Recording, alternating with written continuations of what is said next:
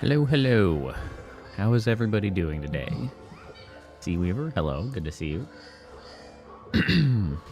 How's everybody's week starting out, huh? I don't want to be working, is where I'm at, honestly. I had a pretty, it's not a bad day. I had a pretty low motivation day. It's just like, I don't love what I'm doing. I had a hard time, like, we couldn't even, I didn't have the will to help make dinner, so I ran out and got us takeout for dinner, because I was like, I can't, I just don't give a shit. It's just one of those days, you know?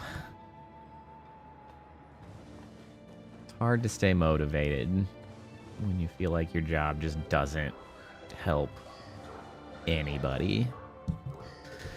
But such is life.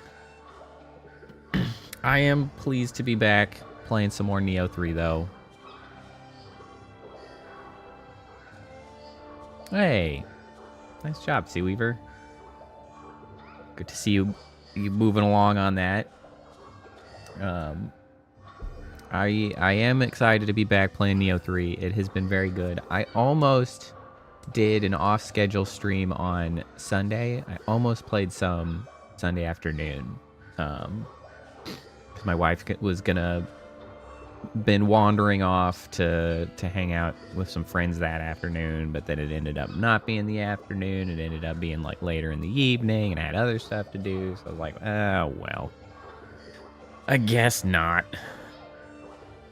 Which was a shame because I was like, I really wanted to play, but I can't play off stream, so I ended up not doing that, obviously, which is fine, I suppose. But we're back today.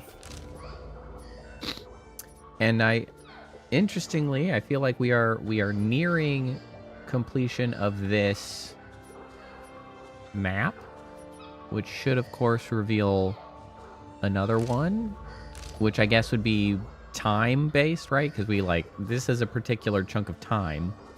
You can see in the top left, right? And we're at 1572 CE. I don't know what CE means, so I'm not going to worry about it. But I presume we're going to get sucked into another time portal / vortex, and we're going to end up somewhere else, which really makes it hard to identify how long the game is going to be. I have no idea how long I might be playing this. I'm sort of inclined to try to go check this path again, because I feel like this is a lower level area. I'm like, I feel like I should be able to complete it, but there wasn't like a way to get up there. It's right up. Yeah, so there's a spirit thing to pass over there. The thing that needs doing is I need to get up here. But I don't really seem to be able to make that jump. The door can't be opened right now.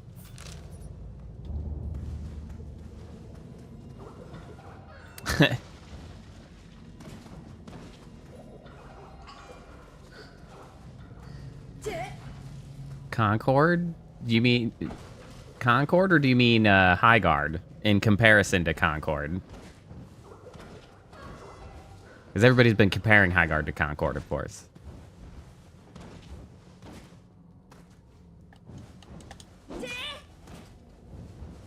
But I did see that High Guard is shutting down already. An understandable mistake to make, Seaweaver, seeing as it's the other high profile. Yeah, I did see that that's shutting down, and that is a shame. Like, I don't... It's really a shame. It's really a shame, specifically, in my opinion, for the developers involved. Like, that's who I'm most disappointed for, because it's just like, I don't know, man. Somebody who is making a decision just did not read the proverbial room, right? Like, they did not read the industry correctly, even a little bit. Like, I don't know what whoever was making decisions thought was going to happen. Like, I haven't looked into all of the stuff. I've watched a couple of the videos about it, about how there was some, like, monetary backing from, I think, like, was it Tencent or something? And, like, it wasn't really indie, and presumably, like, investor funds were drying up, which, of course, led them to release in a pretty damn, like, early state. Like, people have got to figure out their shit in the whole, like, live service space. Like, that is simply not a small studio, like, starting thing. That's not how you start a game, like, a game studio.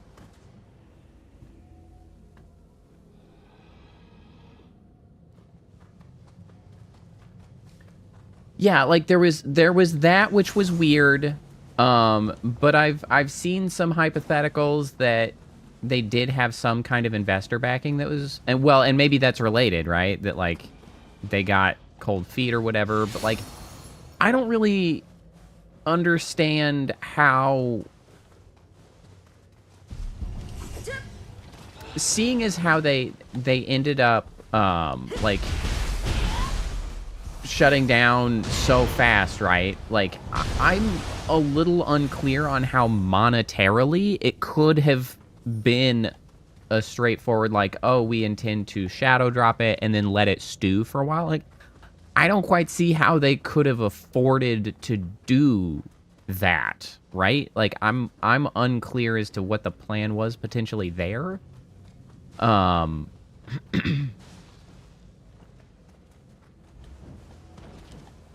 Because, like, obviously it would be very difficult to monetize early on in such a state, which can be fine, but if you don't have the funds to, like, keep the studio going, I don't know what they expected to happen, you know?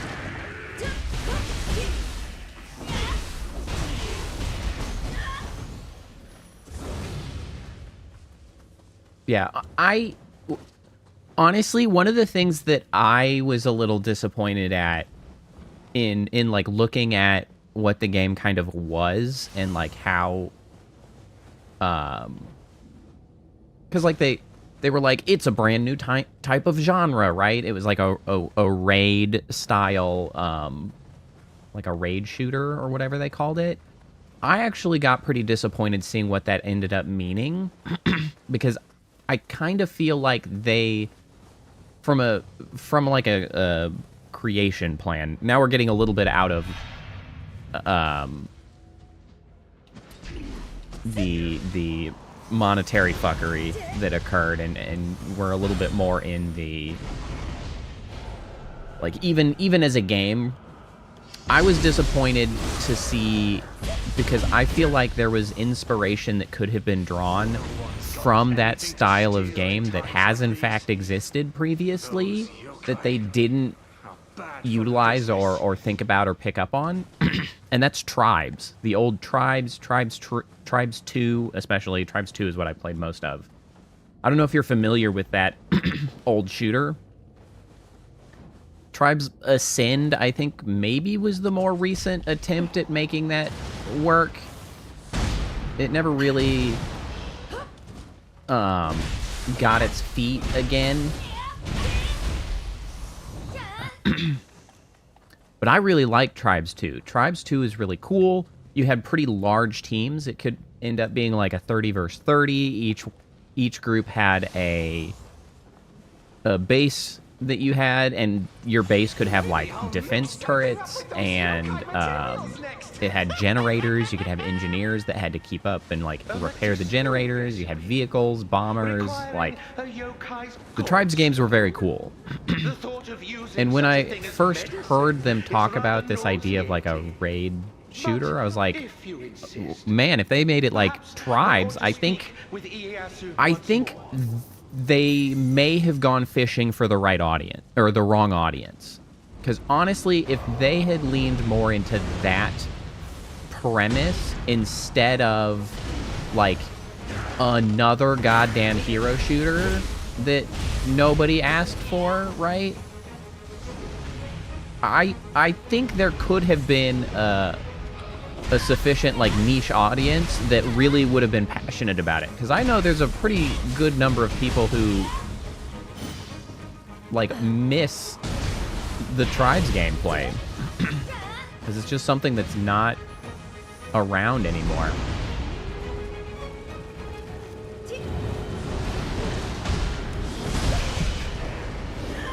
Wow, I killed his ass.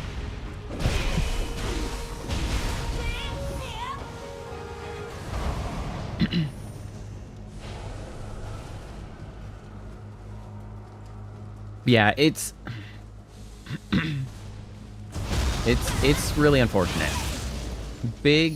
I don't... There needs to be a pretty significant realignment of the game industry at like a large scale of like what works, what doesn't, like... Well, and honestly, it gets complicated, because unfortunately there's just a lot of skilled workers for the games industry that, you know, should have jobs and deserve jobs and to be making great things. There's so many people that could be making great things. The problem, of course, is that the broader economy being so bifurcated, in the sense that the richest assholes are taking all of the money and regular folks don't have any money anymore, makes it extremely difficult to support that many workers in the game industry, right? The streaming industry, so to speak, is the exact same way. There's been a pretty significant contraction to streaming, right? Twitch is seeing it, like, dwindle away.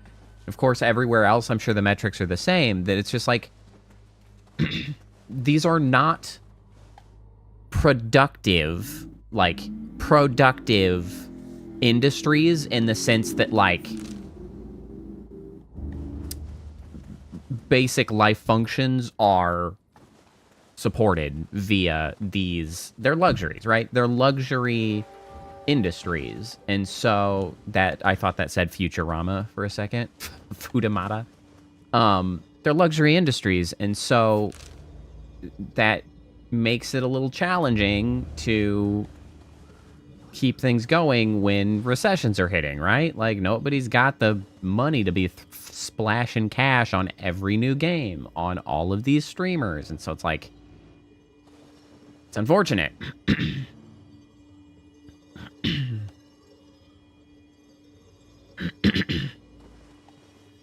If you find anything of Lord Shinga's... Yeah, that is unfortunate, Seaweaver. I think maybe they should have had a bit better of a plan. I don't, you know, like, I can't necessarily say. I feel like maybe they should have...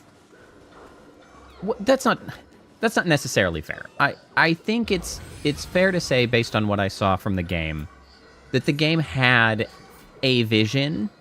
Like, the vision existed. It was just early on in the implementation of the plan. And so it's unfortunate. they just didn't get the chance to. And it's a really... So this is one of the big problems of live service games, because they are such a gamble. Like, there is simply no reason to, like, just barrel into such a gamble from like a development side when you could just make alternate choices, like making them like user server based or whatever, rather than like, oh, we're hosting the Infinity server and like we'll keep it up, because that like the history now is so many live service games shut down that as soon as there's like any glimmer of doubt about a game, right? Like it's like, oh wait, oh, uh-oh, then it's like you're doomed, because it's like if you can't simply like keep it going, like No Man's Sky somehow managed to do, right? I don't know where they got their money, but like I guess part of it was because they actually sold it up front, which I guess this had an upfront cost regardless.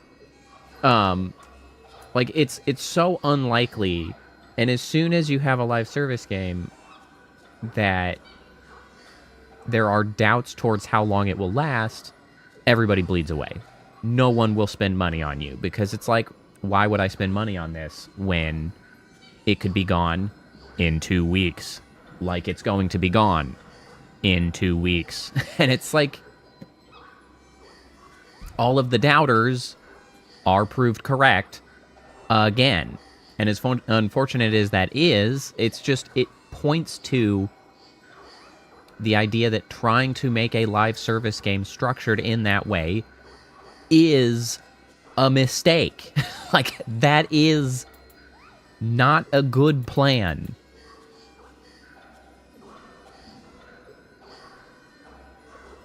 Yeah, that's fair. No Man's Sky was a smaller small studio. But yeah, like that's the thing. Like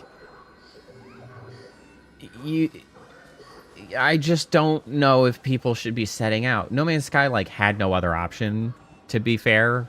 Like they needed to host the server to accomplish the thing that they wanted to do, and they managed to pull it off. But like it just didn't have to be that way. Like this could have been publicly made servers or whatever, like, and you just like, oh well, you know, you can join a game, you play a couple games, and then you go like the old freaking server browser style server lobbies. Like it could have been server lobbies, and that would have at least given it the opportunity to continue to exist at all. Like at all. I mean, honestly, that relates to the Stop Killing Games initiative, right? Like, games should not be planned the way they are right now. They should plan for different outcomes.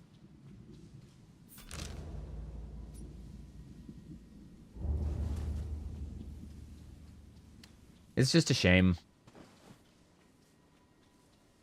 The thing is it's a shame, and it's not like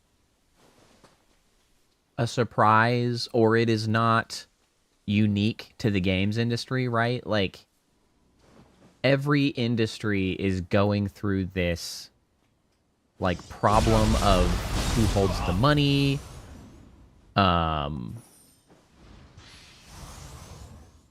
Oh, the Game Awards. You mean like the Game Awards, the ones that happened a while back that did put forward the big like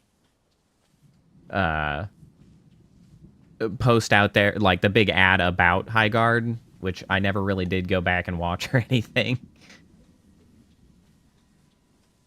A new face on the battlefield. Very well. Naito Masatoya to kid us for best out to be your opponent.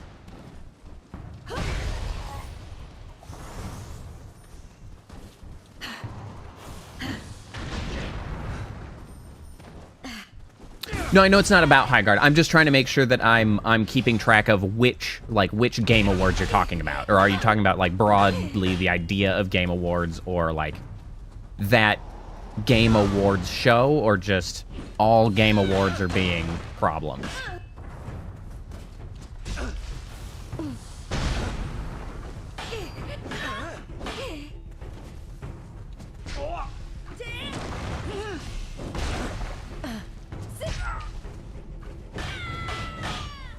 Bro, how do I get through blocking bastards? Okay, yeah, that the big Game Awards business.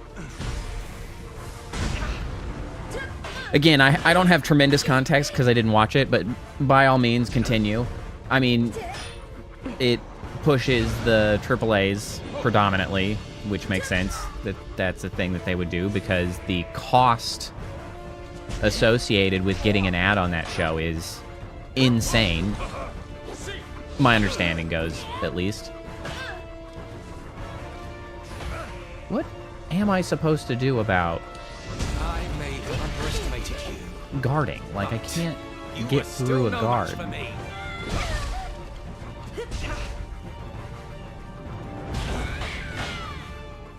Maybe I just need to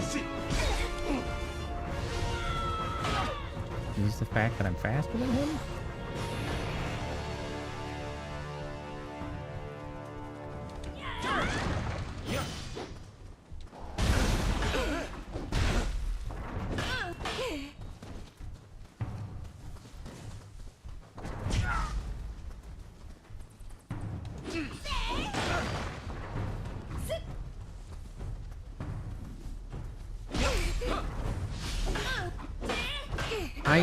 Okay.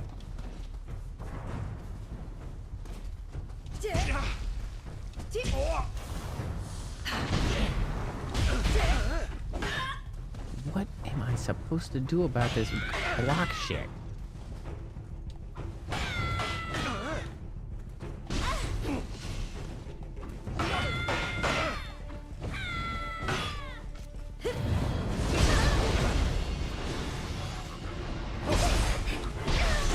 How do you get your key back so fast? I didn't mean to do that. Well, that's going to give him a bad time, though. Yeah, block this, you bastard. I think I could be best like this.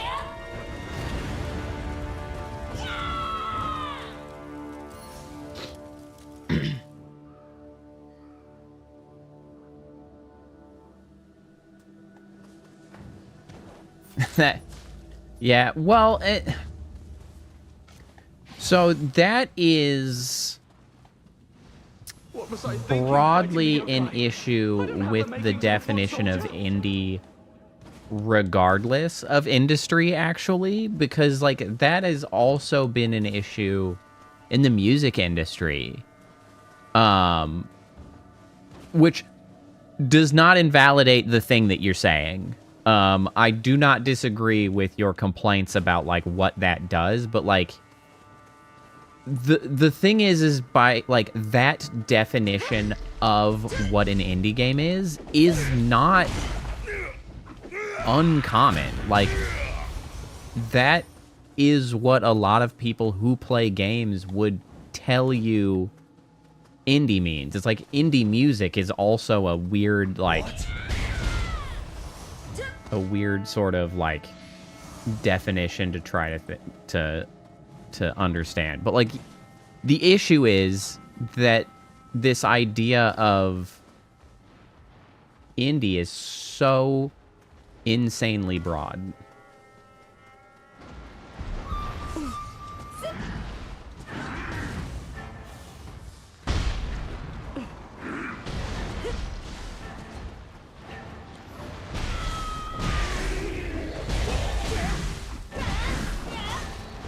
What the heck is this guy?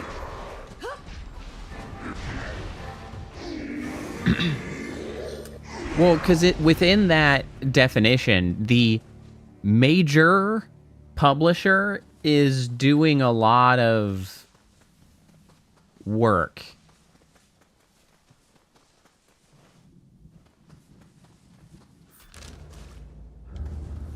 Well as I guess small teams is also,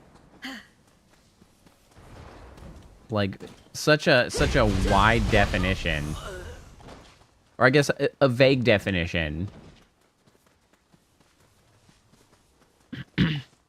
Well, and that's the thing, is, like, to be fair, I haven't, like, heard of Kepler. I haven't heard of Kepler Publishing. But that doesn't...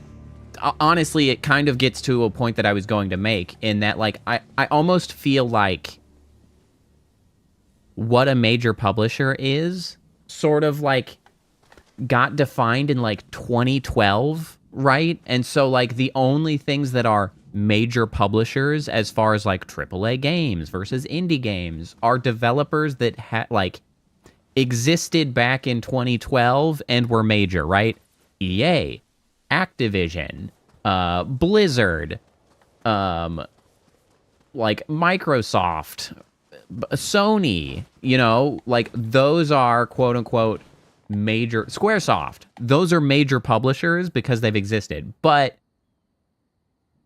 I feel like there are a lot of publishers that have been, you know, growing in the space and are like, well, that's kind of a major publisher now. Things like maybe FromSoft is sort of developer / publisher, and maybe should be considered a major publisher. The one, Home Interactive is a major publisher because they put out a lot of games. They're like not AAA games, but they put out a lot of games. No one's going to survive a sting from that, Link. We've got to get out. And it's like the definition of major publisher is so nebulous that it's like they get to say whoever they want is a major publisher. And that's not helpful, actually.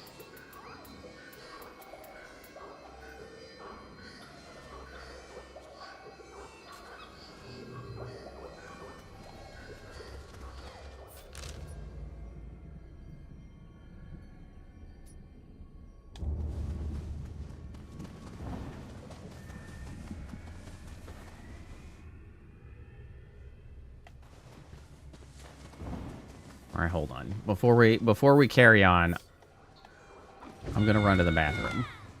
I know I just started, but I finished eating dinner like right before stream, and I had sweet tea, and sweet tea is making me have to go to the bathroom. And I keep drinking sweet tea. I'm just like, I'm reaching over and drinking more sweet tea. So I'll be right back.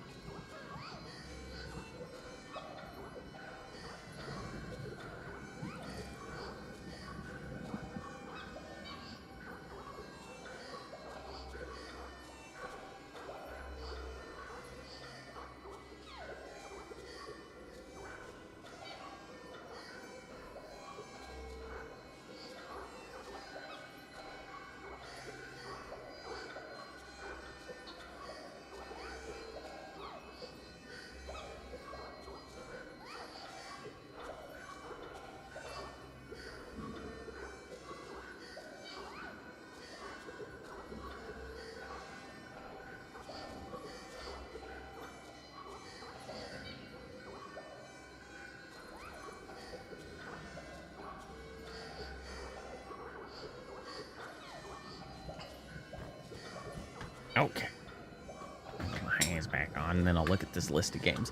Well, that's the thing, though, is like, even if I don't recognize any of the games, it's like, it still stands that the definition of major publisher is so unclear. It's like, is it volume of games? Is it amount of money invested per game? Is it like the net value of the company? Because it's like, what if, for instance, like a publishing company that has never published a game before decides to put money and invest in a game, but maybe up to now they've only been publishing movies, right? They used to publish movies, and now they're like, you know what, we could publish a game. Is that an indie game because it's like the first one? No, I don't think so.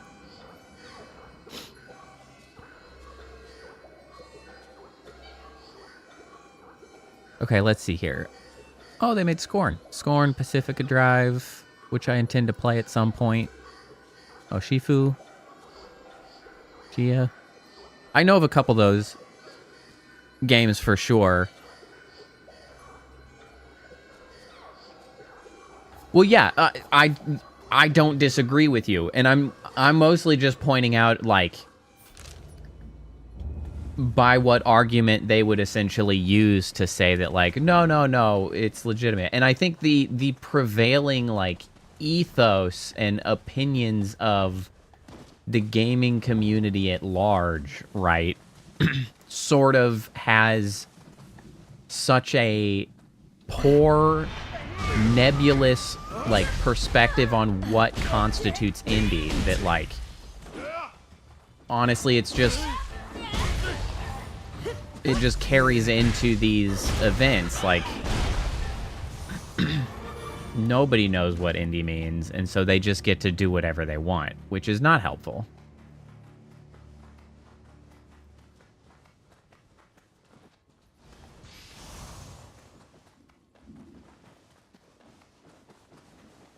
Well, and the other issue, I think, is that... I didn't mean to do that. I think the fact that the industry at large, the community at large, like, it's hard to talk about because it's a little nebulous, right? Like, because you don't need to tell the community what to think, but, like, the Game Awards has a pretty significant, like, position to be sort of shifting the opinions of, like, the gaming community. I agree. Like, I think they would be in a position, and by all means let me know if I am mistaken in this. Like, I think they need to specifically add a space within the awards that is the space between indie and quote-unquote AAA, right? Because looking at that list of games for Kepler, I would put that directly in the same category as the, like, home interactive, which in my mind are, like, AA or single A publishing studios, which I think are more valuable in my gaming experience than AAA studios. But, like, they don't seem to consider major publishers, but should be their own category. It should be, like, major publishers. There needs to be some band of, like, you know, this sort of mid-tier games, and then indies are obviously not those. Like, indies are the games made by the one dude, you know.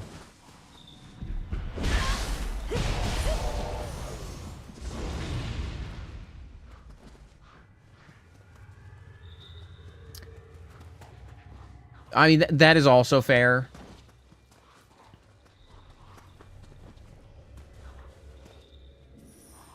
Awards are notoriously sort of difficult. Simply because, like, to such an extent, it's a popularity contest, right? Like, there has to be, like, sort of some minimum threshold of awareness of something to even get it in the door of an awards, unless it's, like, sort of gathering submissions.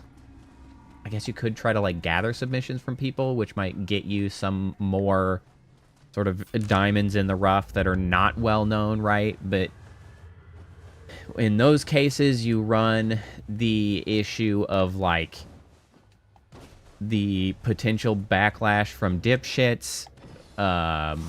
If something quote-unquote unknown wins, because it's like, oh, well, what the heck? Well, how could that be blah? You know, like, dipshittery gonna dipshitter. But really, all I'm getting at that point is that, like, I'm glad I'm not running an awards show, because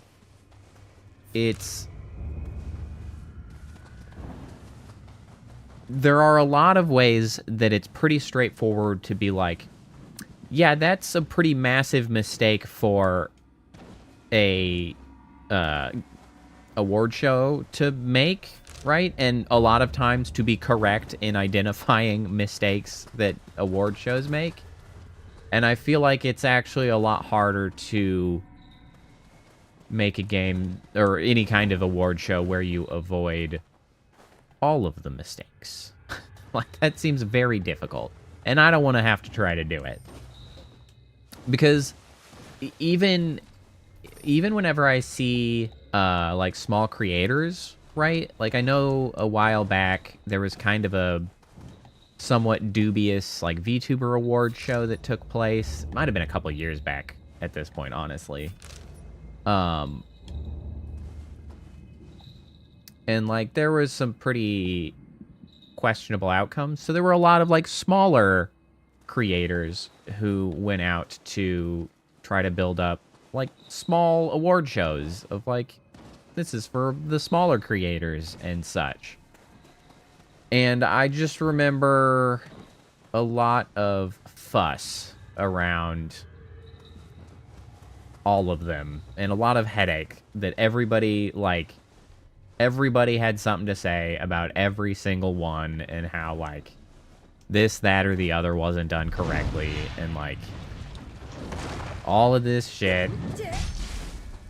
And quite frankly, I don't know which ones were correct and which ones were not correct. I just know that I don't want to ever try to make that happen. Because it seems like a massive headache.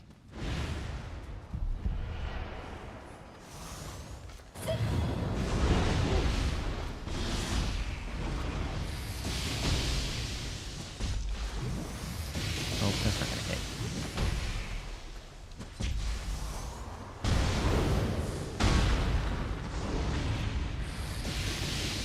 You die, you bastard.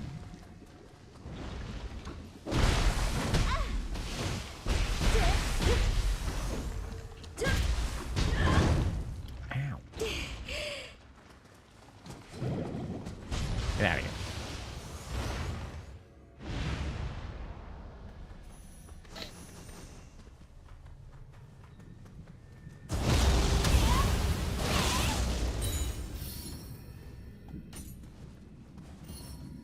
New Guardian Spirit skill for Enko has been on. What? New special picks for Enko. Interesting. I'll have to check that out.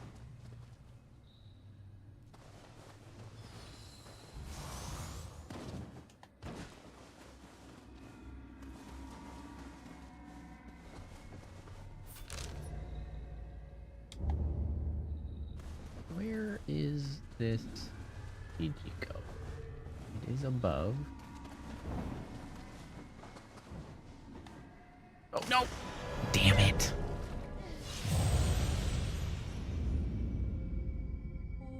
I think that's very annoying. That is just instant death. I'm pretty sure I could swim.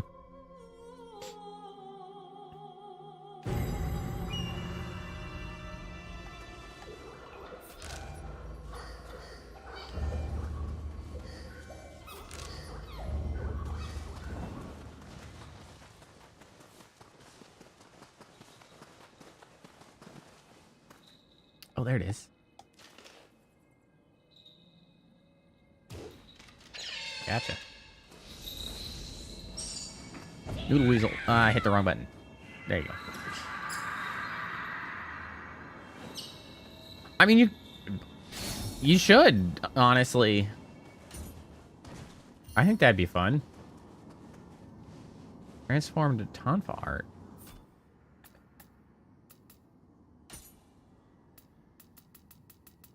Something Heavenly Lotus?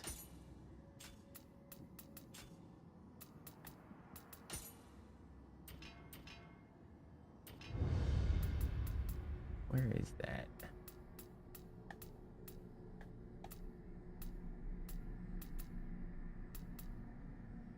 That one? No, Crimson Lotus Fire. Ah. Develop your weapon in flames. Cool.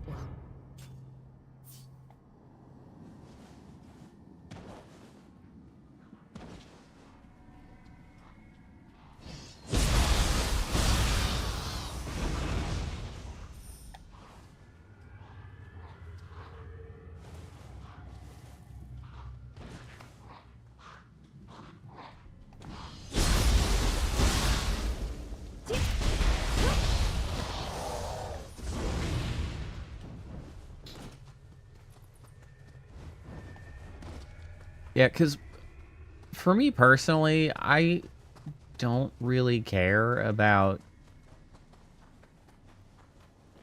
Oh, damn it, it's over there. I don't really care about Game Awards for, like, the awards. Like, that's not really relevant. I'm sure it matters a lot to the people getting their awards, but, like, I don't care. So it's like... I find it much more interesting to be used to, like, discover something about games, or, like, to come across games that are interesting, that I was unaware of previously. And so it's like, every game award that, like, doesn't really introduce any new or interesting games to me is kind of like a waste of my time. Shit. Oh my god, you've got to be kidding me. What was that? Man, I lost my souls. It wasn't even a level's worth of souls, but that was bullshit. You just slip off of ledges. That's so irritating. I didn't even want to go over there again. Who gives a shit about over there? Oh, but my souls are on the map, so I have to stare at my goddamn map with my souls on it unless I go do something about it. God damn it. I wish I could just give up the souls. Like, don't care. Be gone.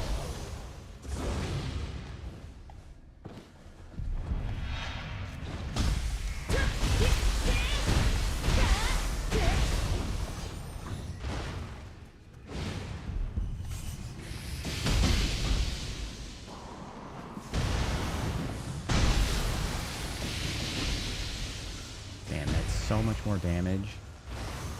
Where are my goddamn souls at?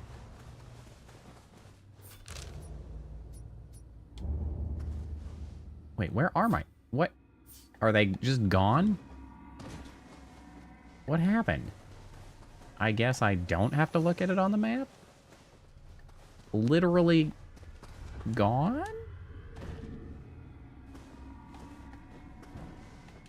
Well, that's nonsense. Whoa, shit! Almost did it again.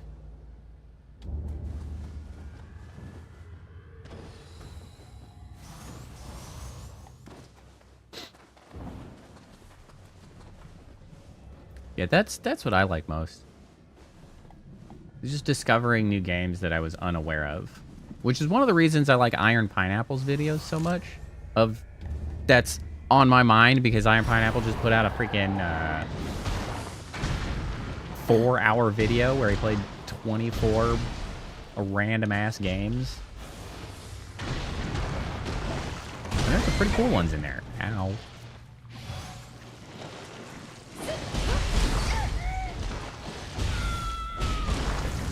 Oh my god. Sulfur.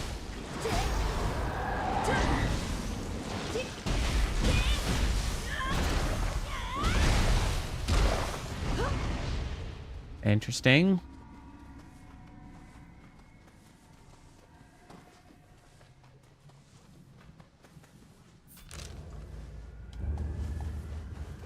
weird tree. Clearly that can be knocked over.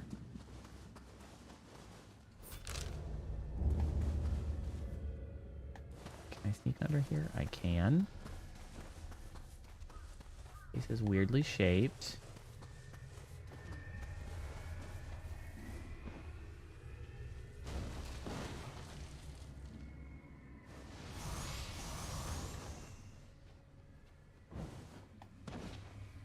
Man, I got so many games to play.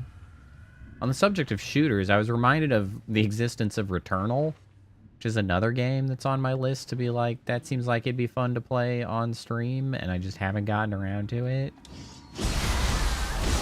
Too many goddamn games.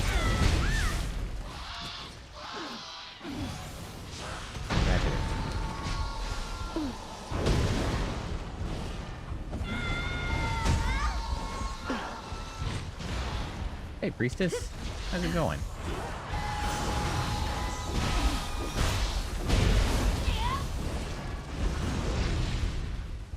Yeet.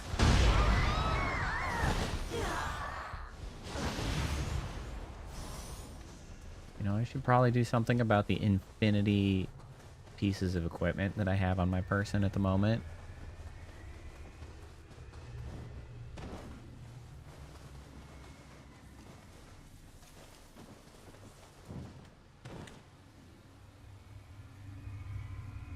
I was just gonna say, I was like, I have such a hard time sometimes remembering, like, who is who, which is really a terrible thing to admit as a content creator, I suppose. But I was like, I'm pretty sure you had a shitty job that you were getting out of.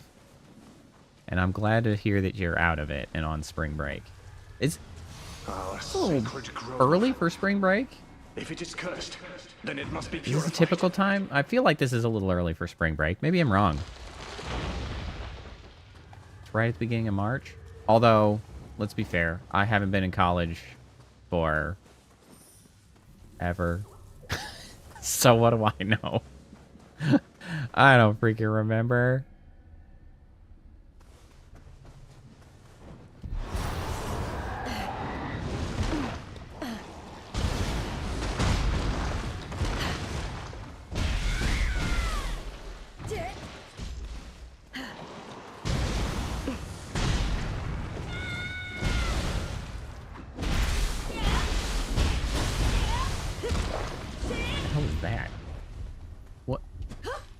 What is that?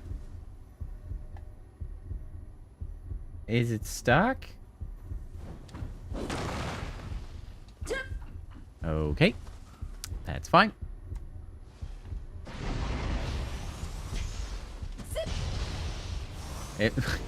Well, it's both a bug in the sense that it seemed to have been an insect, but also a bug in the sense that it seemed to be bugging out.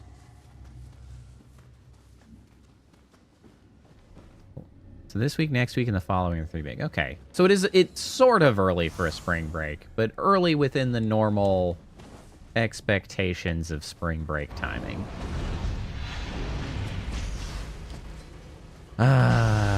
What it would be like to get a spring break. I remember those.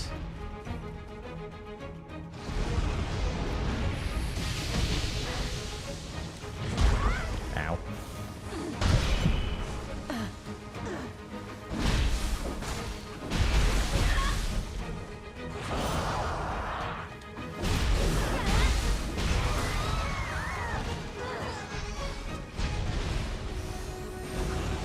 Well, how's your semester going then?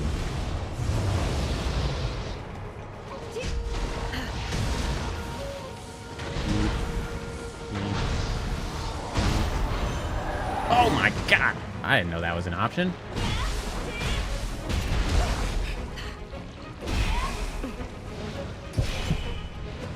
Very good. That's good. Got any plans for spring break?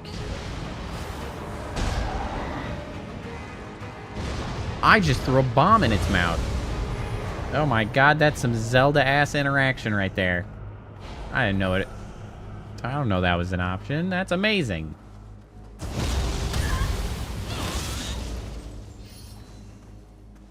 New special effects for the Fallen Guardians period. We have a friend coming. That's good. That's nice. Cool. Honestly, a friend coming to visit, man, that's good enough. I've really been feeling lately like the hardships of like having a reduced in-person like friend / community. Because like I've got pretty limited, honestly I have like one in-person friend in my area, really, and I'm like, I've really been feeling it lately, and I don't entirely know what to do about it. I mean, obviously, like, find friends is kind of the obvious choice, but like, it is regrettably not so straightforward, as I'm sure everyone knows. And that is of course not to invalidate the value of like online like friendships or relationships, like, because I'm still a millennial. I recognize that online friendships are like just as valuable for, well, hold on, maybe we don't go just as valuable, but are entirely valuable and relevant as a like way to build intimacy and whatnot. Like, I have very good friends that are online that I have met after having only met them online and stuff. The main thing is just like, once you get to some things where you're like, gee, I could really use a hand like that. Or like, one of my friends, my friend in person, bought a gaming table last year, let's say last year, and it was big, and it was heavy, and it got shipped to him, right? And so, like, we had to collect a bunch of folks to, like, get together and be like, okay, let's help unload this table, because it's huge, and it's heavy, and he needs a hand. And there were, like, 8 guys that showed up, and that was awesome. And then I had this sort of existential moment of, like, if I needed to get help,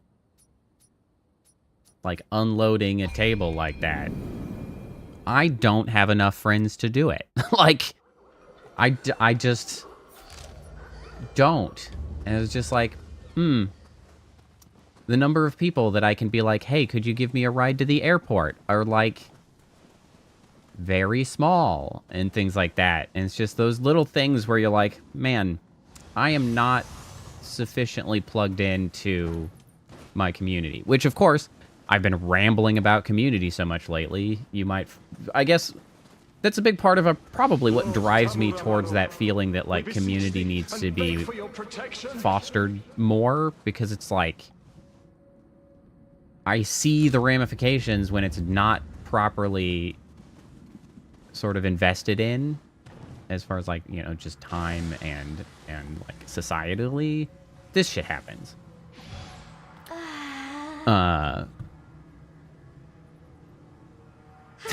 Lifting a dryer, that sounds awful. Combo washer dryer. Good for you for helping though.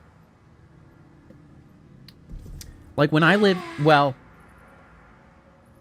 so that would be another freaking rant. When I was in Chicago, when I was still part of a church, I certainly helped a lot of people move. And that's my main frustration, is that we in the US have simply abdicated, like, how do you meet friends? How do you build community to religious organizations? And I think that's bullshit. You shouldn't have to be religious to get friends.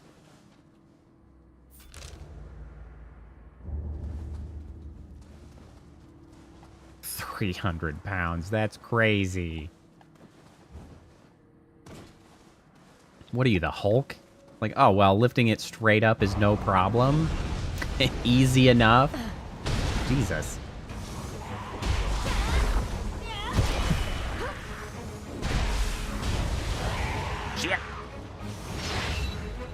well, yeah, Dolly goes a long way. Yeah, right? Like, how to make friends, join a cult. Like, that... The thing is it's sort of problematic. So, we had a friend in college. Me and my wife had a friend in college. More so my wife. It was my wife's roommate in college who has made a pretty significant series of poor decisions throughout her life. God damn it. Shit! That was close. And, so, the thing is she always seems to make bad decisions because she's just, like, willing to... If people are nice, she'll just, like, buy in to whatever their freaking... whatever bullshit they've got going on. And man, the joke that I had always said about her was that I was always just waiting for her to end up, like, hanging out with neo-Nazis just because they were, quote-unquote, like, nice to her. And it was, like... Because she changed religions, she...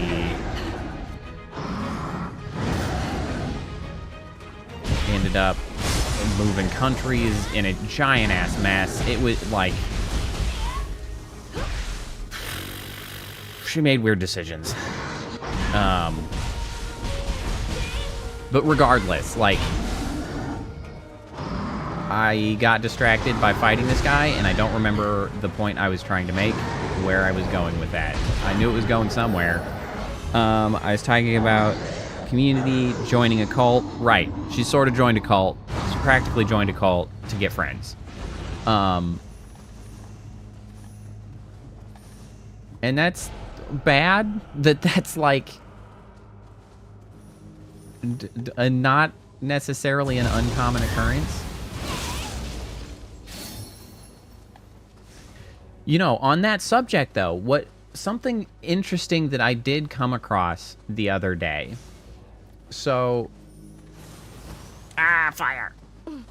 I'm sure you have all, heard the prospect of, like, the quote-unquote loneliness epidemic, right? Like, that's a common talking point on the internet. Loneliness epidemic, sometimes also... Additionally, like the male loneliness epidemic, and then the loneliness epidemic, and blah, blah, blah, blah, blah. I found it extremely interesting recently in this sort of vein of things we were talking about. I did find it interesting that there are some studies that showed up and got kind of like actually analyzed. And they're essentially pointing out the fact that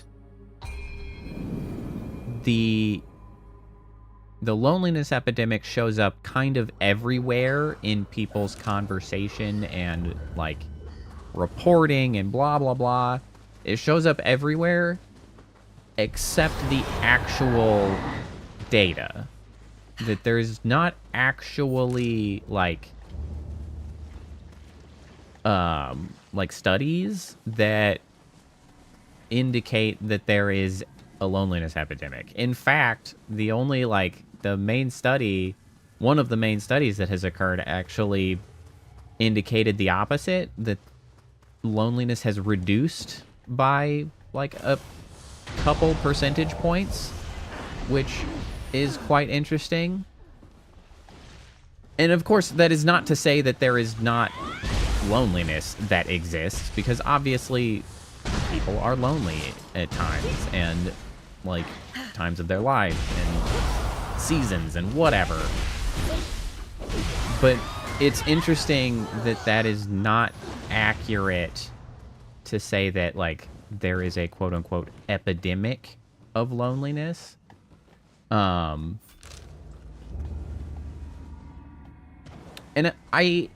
it's interesting to know that, right? Like, to see that and to sort of learn about that. I was interested, and, like, I found that notable.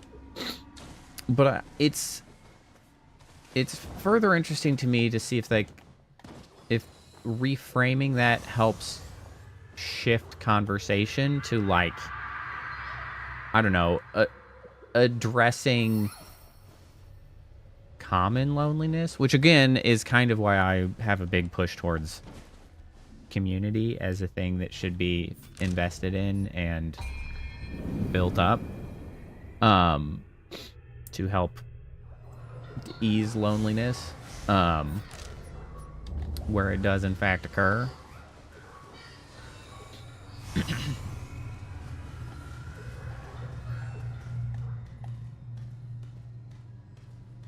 But yeah, so it's interesting. It's another one of those things of, like, a narrative being driven top down, in the sense that, like, it became news because the news said it, and then it just persisted.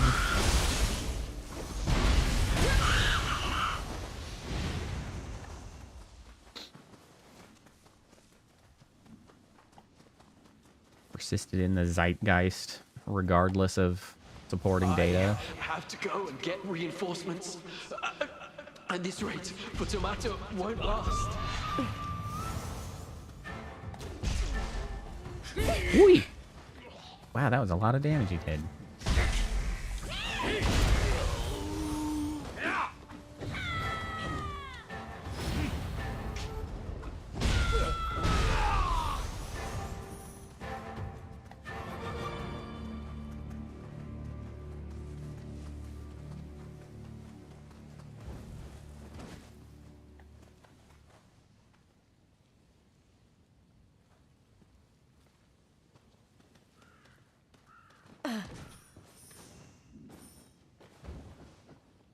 Yeah, you know, that's fair, Priestess. And to some extent on that front, right? Like, one of the things that is commonly referred to in those instances is, like, the quote-unquote male loneliness epidemic, and the idea that, like, young guys can't get dates, blah, blah, blah. And it's like, there also needs to be some degree of discussion around, like, deserved loneliness, if you will, in that space. Specifically of, like, you're lonely because you're a piece of shit and you treat people badly. Which is, of course, not the case of all the, like, for all the people who are lonely. But, like, to be fair, the, like, common refrain of, like, young men who are like, I deserve dates from women, they are not earning those dates, we'll say. Like, they're not earning attention, because in fact they kind of just have terrible viewpoints. Like, I don't know, fix yourself.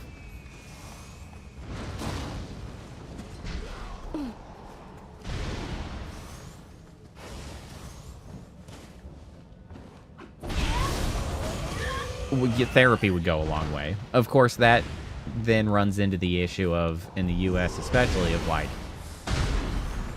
it's easy to tell somebody to get therapy and then they can't afford therapy, and there might not even be enough therapists in their area to deal with that. Like, there's been absolutely no investment into, like, societal mental health care. Well, I mean, even regular health care. That shit needs help direly. The free market has failed us dramatically on that front. Unsurprisingly, I don't exactly believe in the free market to fix any problems. Actually.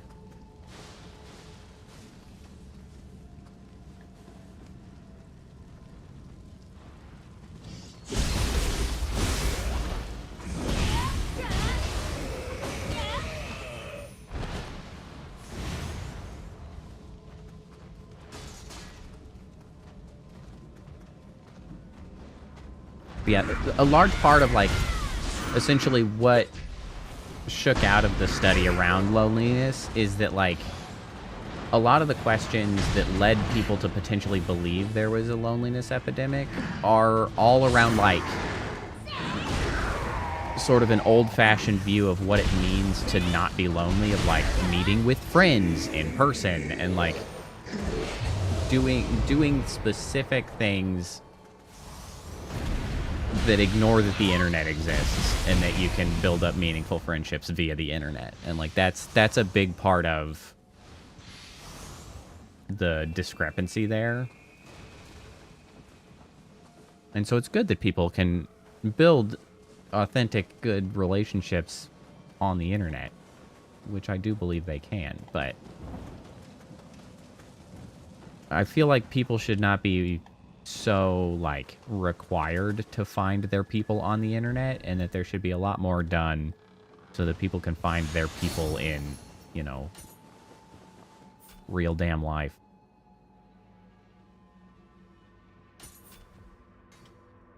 Which would be cool. What are you yelling at me about? I know how this works. Thanks. I'm good. I think I've never learned a ninjutsu before.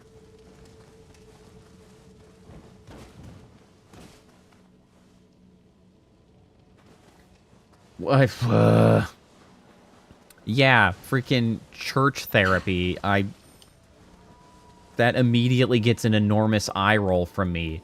Again. But, like, you're not wrong, but, like, oh my god. This is not an acceptable solution. Why are we like this?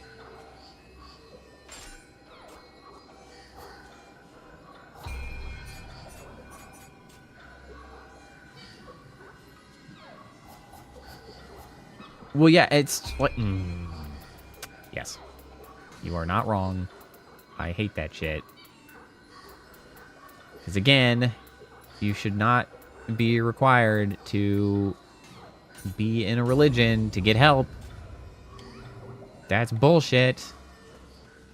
Especially because, for a lot of issues, the help provided is of a very specific sort and is oftentimes really unhealthy. Looking at you, conversion therapy.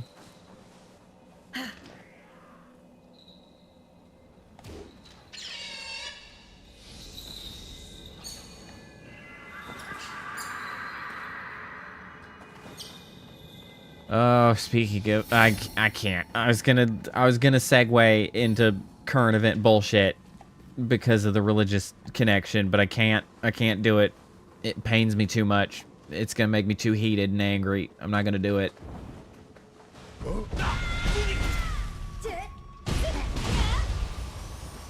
Not gonna do it. We're gonna talk about puppy dogs and rainbows instead. Rainbows. Very cool. Phoebe's doing well as well on the subject of puppy dogs. I mean, not really any differently than last time I reported on how Phoebe's doing.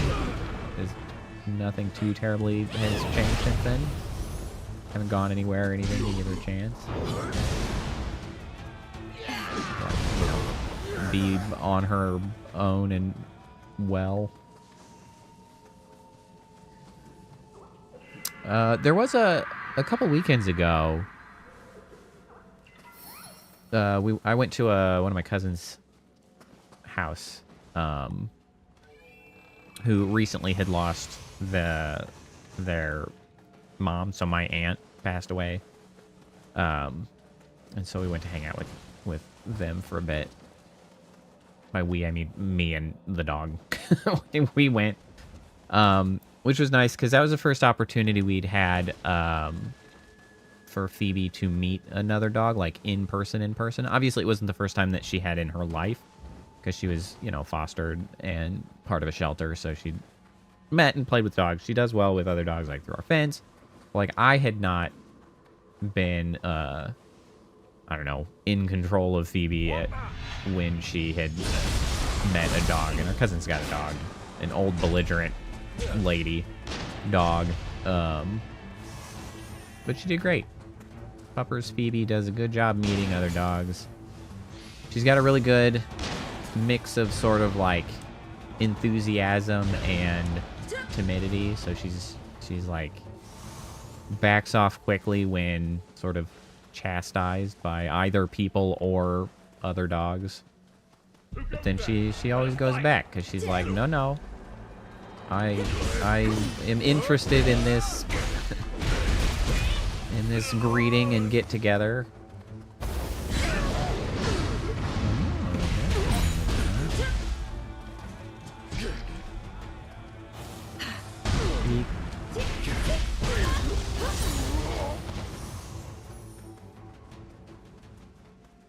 She's doing very well, which is good. She is, however, still full of puppy energy a lot of times. And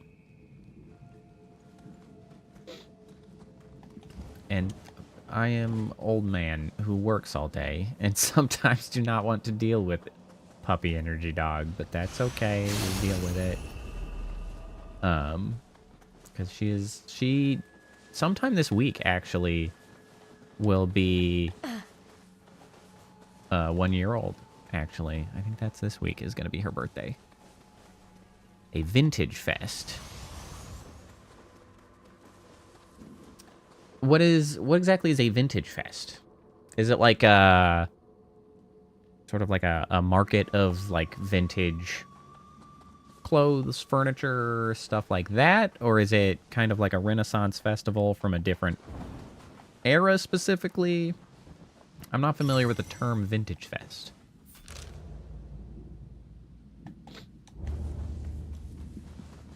The first one. Okay, cool. That's neat. Honestly, I would be pretty excited about something like that myself, just because, like, God, I am really getting tired of, like, especially in, like, clothes, furniture, the things that I just said, even, like, tableware, like, things that are made new kind of suck ass Lord now. Cappuccino. Like, the enshittification has gotten out of Gaze control. upon the mist covering the castle. I wonder if the castle's Lord Nakane is safe. I will attack from the rear. You will assault the main entrance. Gunners will surely be posted on the walls. A stealthy advance An is opportunity possible, to get some but stuff that, bringing down like, their command structure is also an option. was made when people cared about the shit they were making. Man, I could get behind that. Stuff's so bad. And if it's not bad, it's like $10,000. Get anything properly made today is just insane amounts of money.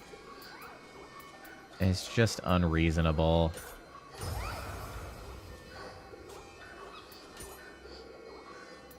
Shouldn't be like that, but it is.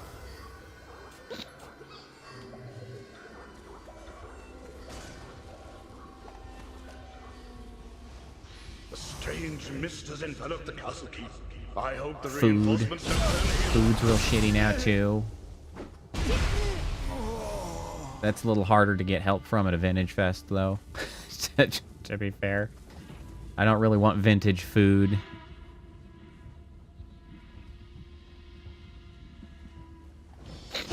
Yeah, like we have a table set that I think is from the 80s from my parents. And the chairs that came with it were super uncomfortable, so we don't use those. But the the table is just like, you know, actually wood and shit. That's like we haven't really done much due diligence in like actually trying to start, but I just never mind, that's just not a real wall. We want to try to find like a local carpenter or something to do, like, to not just refinish, but to, like, refurbish it, like, make sure all of the connecting screws and bolts and things are, like, still really nice and fixed and are, like, cleaned and all of that stuff. I haven't done any real strong looking, nor have I found anybody by happenstance, but, like, I'd really like to find that rather than trying to buy a new table. Just, like, find somebody to refurb or refinish it, give it a new, like, stain so that it doesn't quite look as old-fashioned in coloration as it does. Like, we had been trying to find chairs to go with it, and they were just all so shitty. It was just like, oh. We ended up not getting any. Well, plus one of my wife's friends died shortly after our expedition to see how things were at various places, and so then that also fell out of our attention, but yeah.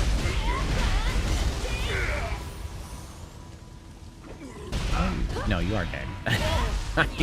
How did you get back up?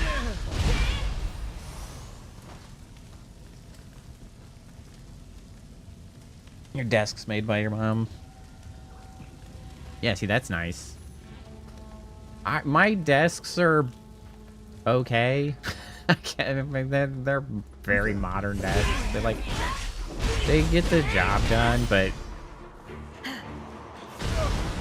like, they're clearly like plastic particle board stuff. But they're just a little sturdier. No frills. They were relatively inexpensive. Yeah, I'm just tired of everything being shit. What was that? Ow.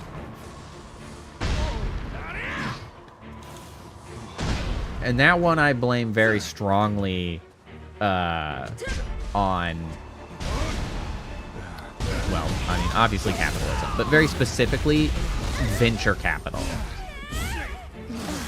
The sort of corporation system in the US specifically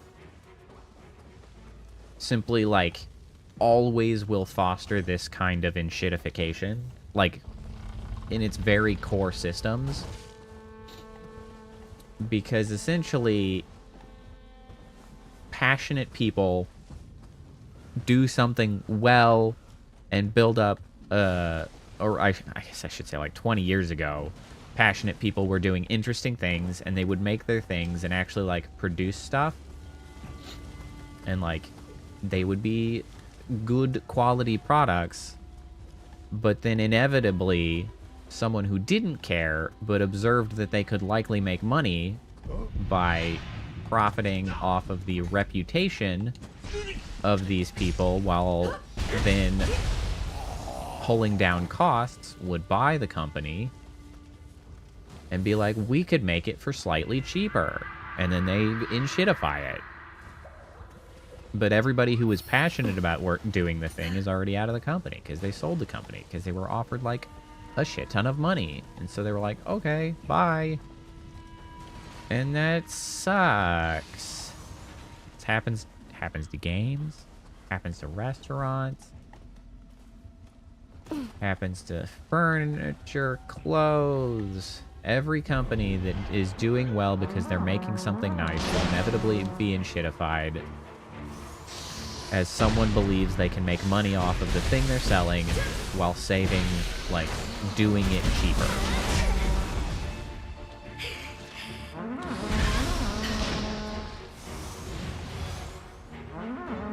It is simply an inevitability within the system, and I hate that.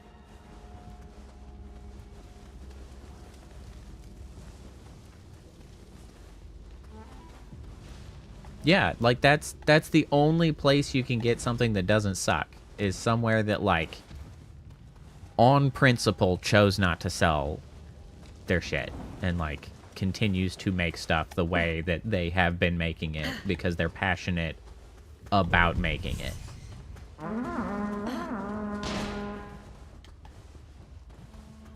I have been doing a lot of work in trying to find those things around me as much as I can, because like I am just moving that way so dramatically. I'm like, I'm just tired of the bullshit. The Walmart and Amazonification of the economy that has ruined so many things. Sorry, Kodama, come out of your shell.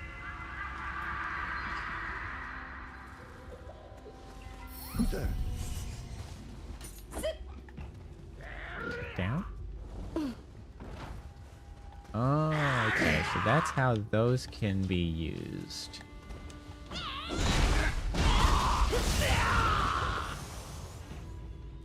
Interesting. So that means that the other place I have to come in from behind that I was thinking of. Interesting. Okay.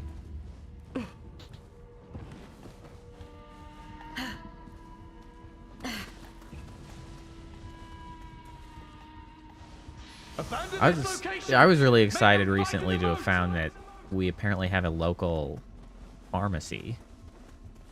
I was like, the more things that I can pay to like local people instead of megacorps, the better. And I was pretty sure that pharmacies were one that had been entirely taken over, and I was like, oh my god, there's a local pharmacy. I haven't gotten over there or like shifted any meds to it yet, but I was like, I was just excited to get the potential opportunity to do so.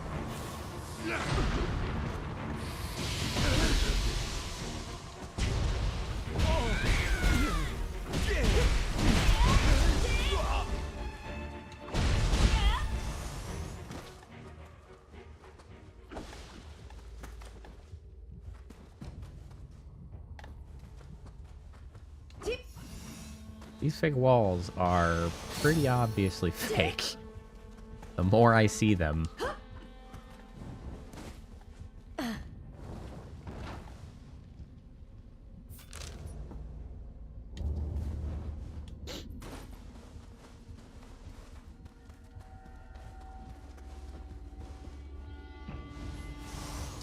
Oh, you know, one of the things that really struck me recently that I was trying to buy, that just like really made me angry about like the just capture of like all things. So we were looking for couch slip covers to put on our couch cushions to, you know, make it easier to clean. We got dog laying on it all the time, and you just whip it off, go clean it. And it's simply only available via like drop shipped bullshit from Temu. Like it literally the only way to obtain them that I could find was like that. And it was just like, I don't want to buy from Temu, especially freaking dropship Temu. That's not even real Temu, because we found like 3 websites, all with technically different names, selling the obviously the same product. And it's just like, this internet ecosystem is so shit. And it's like, I wish I could just find like a seamstress to be like, hey, can you make us some slip covers? Here's some fabric. Please make slip covers. I think there's one thing that upsets you the most. Houses? Absolutely. That, to be fair, is something that has been happening since the 90s. The enshittification of houses in particular is, like, particularly egregious. And it's been happening, I think, longer than a lot of the other ones. That's why my house is from the 60s.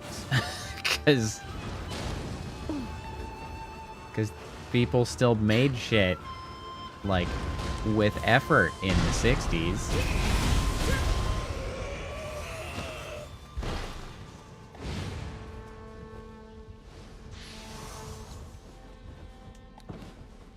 And it's like, it's... there's a style of house that it's like obviously one of those, you know? Like we went to so many houses when we were house shopping. I think the tally ended up at like 28 different houses in the city as when we were trying to buy our house.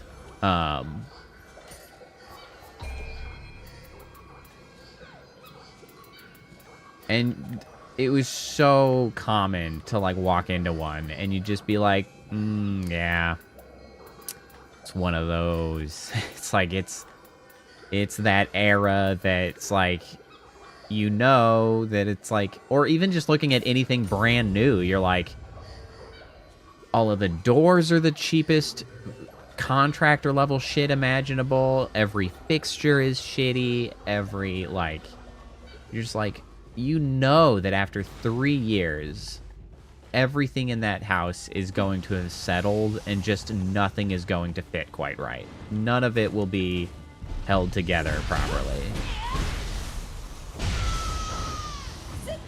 That sucks, man.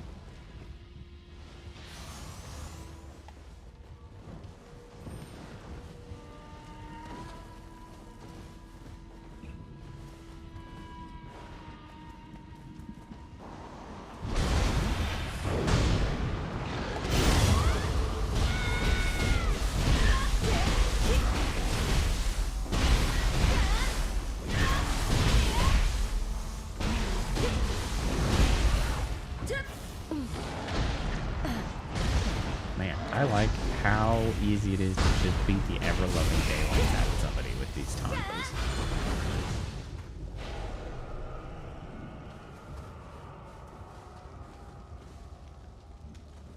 Hey, Dakota, how's it going?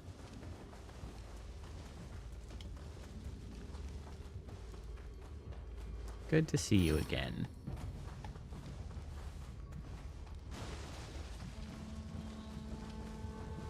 You know, I've seen your name now a few times, Dakota, and I always like to get the story from folks who keep coming around. One, you're relatively new tooling around, right? I thought about you the other day, and I had this sudden fear of, I was like, oh my god, had Dakota been coming before YouTube changed the names, and like, I knew you technically from before, but now that YouTube shows the channel name instead of like the display name, I was like, oh my god, have I not connected the dots of this person? So I guess that's the first question. Like, have you been around a long time and I just didn't realize it because I'm a dumbass? Or are you relatively new? And if the latter, or either one, really, there's no reason not to ask about it. Like, what? When did you? Ow, my head. When did you get coming in? What caught your interest and what has brought you to said channel?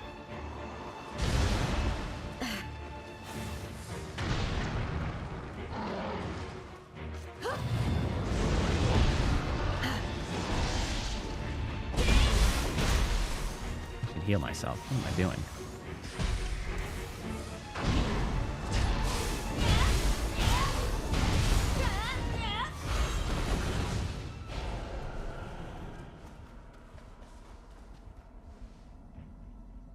The Dark Cloud? Good. I am always so... I feel so, like, vindicated about my weird-ass old games that I play, because I find it very interesting to have really come to the conclusion that it's the weird old games that literally nobody else is streaming that I have found the most success in, like, meeting new people and having new people come by and, like, stick around and come back a handful of times to chat about stuff and, like, become regulars and whatnot. So much more consistently than hot new games or whatever, right? Like, I don't know if I have ever gotten somebody to come by from a hot new game. Like Nioh 3, for instance. Hot new game, right?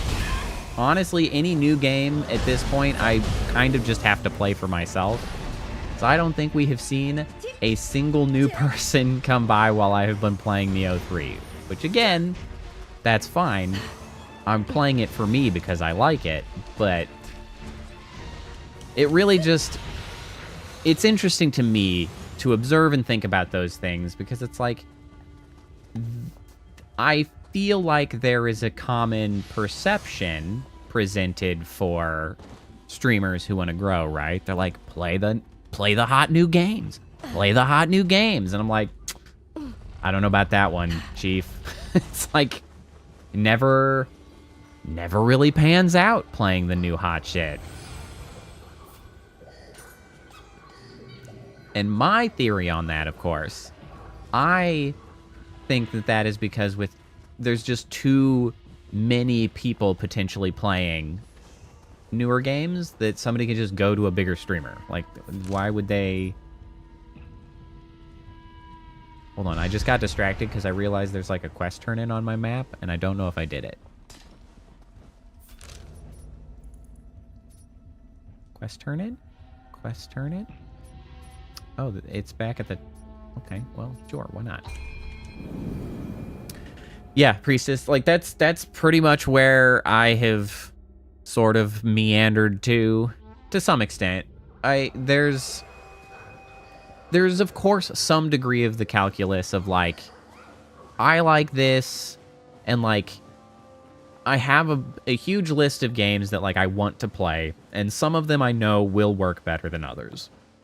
The retro games have seemed to have been doing pretty effectively, right? Like that works to grab a new person here and there, which you love to see. But then a lot of them I also want to play. Dark Cloud, I was really excited to play again.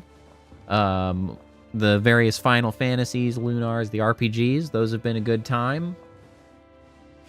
I like playing those, and those tend to catch new people better than the new hotness. What's more, yeah, it's kind of crazy to think about how long they are preventing like many of the regulars have been hanging around. Which I of course appreciate so greatly. We've got a pretty good retention rate on our regulars around here, which is nice. Which honestly, I would prefer, and like I am more happy to have a consistent regular retention rate of like finding a new person every few streams and then them coming back multiple times or even long term. I value that more. I'm apparently not connected to the network, more than if I were to get like 5 new people showing up every stream saying hi or whatever and then never speaking or never coming back again. Like that is less valuable to me personally about like with what I like to get out of streaming. That is less valuable to me than people coming back and like consistently choosing to chat and say hi and like, you know, discuss their life, my life, society at large, the bullshit that is so many of the things that are going on right now. Like I like that much better. And so I guess fortunately that seems to be what I get. So that's working out pretty well.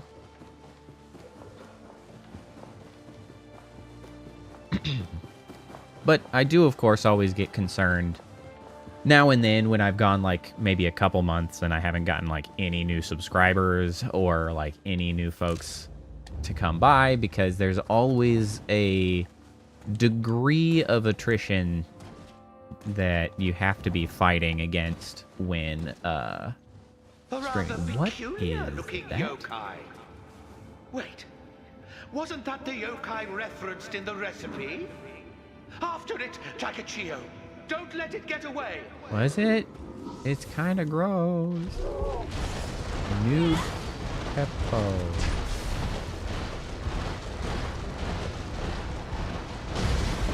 I don't even know what to think about this.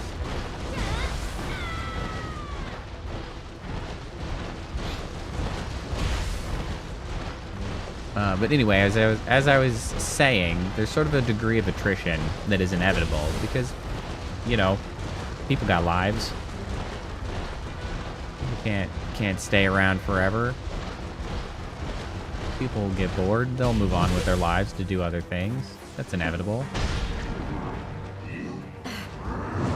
So you gotta be getting new folks now and then to sort of fill in for the regulars who end up moving on with their lives. Ow. Ow.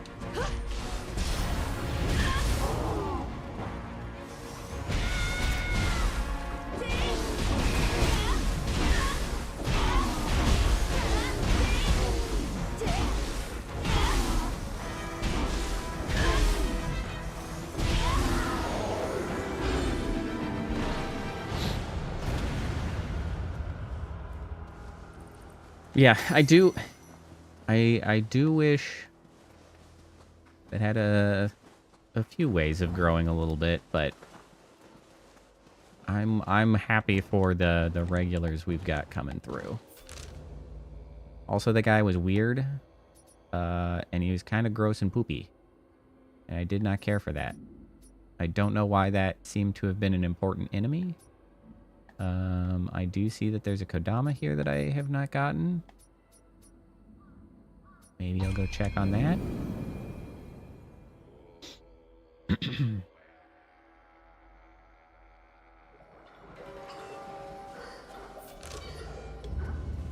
I'm still mad about my short stories, though. That one I'm not gonna freaking give up on. I feel like YouTube shot me in the dick on that one. And I am still upset about it. 'Cause I liked my short stories. YouTube just stopped putting them anywhere.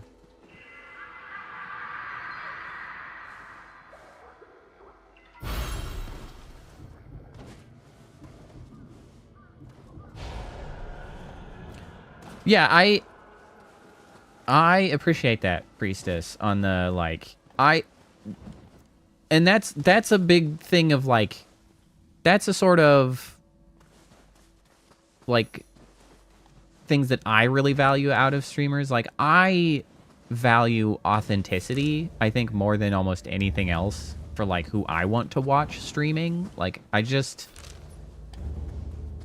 like getting a sense that, like, they are who they're claiming to be and who they're putting forward, and, like, that's, like, genuineness is important to me. And so that's not it. That's not it.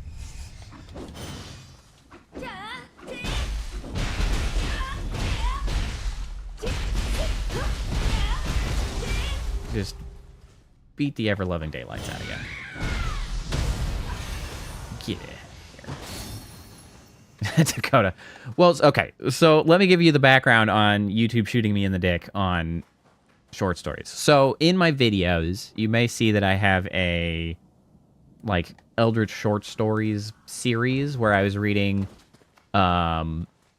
Lovecraft stories. I was reading Edgar Allan Poe stories. It was a good opportunity to read some short stories that I hadn't really ever gotten around to sort of really reading and interacting with. But I enjoyed it because I found out that I'm, like, it's not necessarily voice acting per se, but, like, narrating was something I enjoyed. I felt like I was pretty good at it, and, like, I thought I put together a pretty good set of videos of, like, reading these old short stories. And honestly, the biggest thing is I went sort of back and listened to one of them specifically. Honestly, it might have been the first, like, the big one was probably the first Edgar Allan Poe one I read, which was The Telltale Heart. Like, reading that and, like, going back and listening to it and listening to, like, how it went, I really, like, listening to it, I was like, oh, man, I really am adding something to the story. Like, the way I was like, this is actually worthwhile to listen to because it does give life to the story more than just reading it yourself. So I was like, I was satisfied with that. And the thing is when I was first doing them, I was actually getting quote unquote decent viewership on them.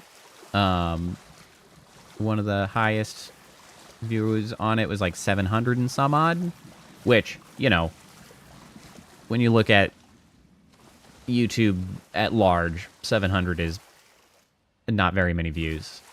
But it's good views for me. Bruh. It's good views for me, and I was happy to have, you know, approximately like 700. I'd be happy to continue getting that degree of viewership on those videos. Like, that would be satisfying to me to have in the hundreds of views on each one of these short stories. That would have been enough to continue motivating me to continue making them. The issue was after, I don't know, 12, 15, I don't remember really how many of these I did. I did a good handful. There was just like a switch that flipped. Just like one day from YouTube that it was suddenly it had shifted from getting, you know, hundreds of views maybe on each video, and suddenly it was like 12.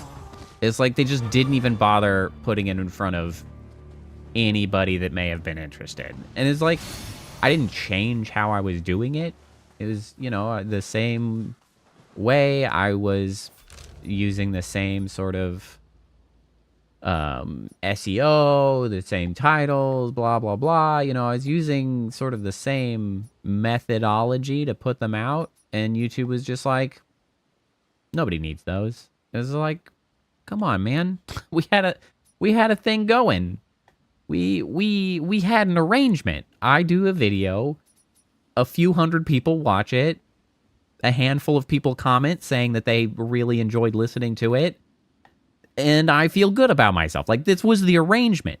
Like, I thought we had something here, me and YouTube, and then all of a sudden it was just like, nobody needs that shit. And I was like, oh, man. And so I kind of trailed off doing them. I put one more out more recently, and I don't think it got very good viewership either, so I went back to not being sufficiently motivated to put them out, mostly just because of the level of effort they take, right? I don't like video editing, but you gotta edit them a little bit. Not to mention the fact that I gotta sit down, I gotta read through the story once to get at least an idea of the sentence pacing of, like, because I'm pretty good at blind reading something. And honestly, there are a lot longer of these, like, Lovecraft stories that I plan to just blind read and record on first reading, because I sure as hell wasn't going to sit down and read, you know, the what's the name? Like, the Mansions of Madness, the Mountains of Madness, because that's like, I don't know, 300 pages or something. I'm like, I'm not gonna put it in to read that and then come back and record it.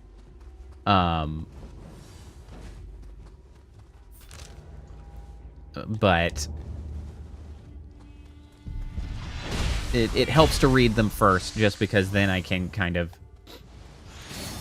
find any gotcha sentences, because there's some sentences that you start reading and you're kind of pacing a certain way, and then you get to the middle of it and you realize you had misunderstood where that sentence was going, because, like, I'm pretty good at predicting how the sentence is going to play out by the end of it.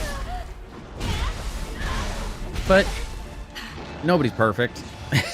So sometimes you get to the middle of a sentence and you're like, whoop, that's not the right pronunciation of a word or something, because it You know, it was actually in a different tense than I thought it was going to be.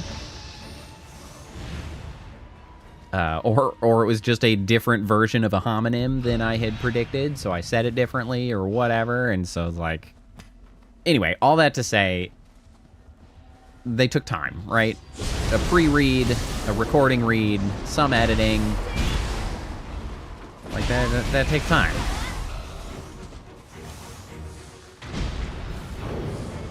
And it's tough to put that time in when you know that YouTube's not going to give you literally any viewers at all.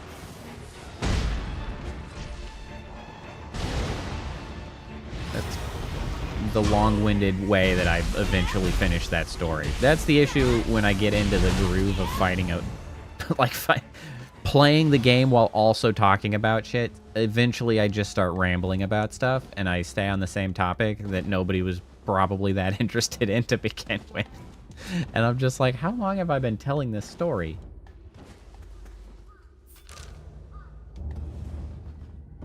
I should probably just wrap that shit up.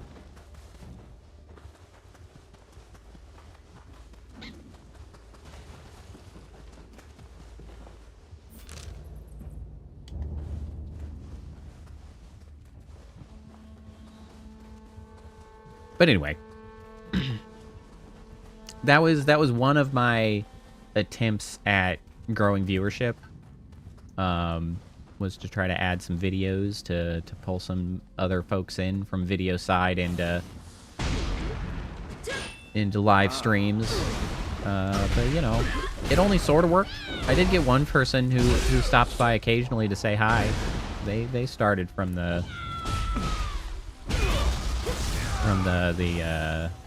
short stories videos. So it wasn't a total failure.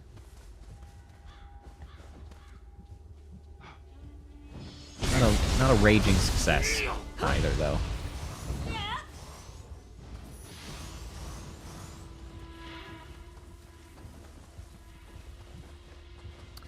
Yeah, and I had recently watched another video of just like, here's how to actually grow on YouTube, right? Because, you know, there are 50 billion of those channels. This one did strike me as reasonable advice. One of the things that it was kind of saying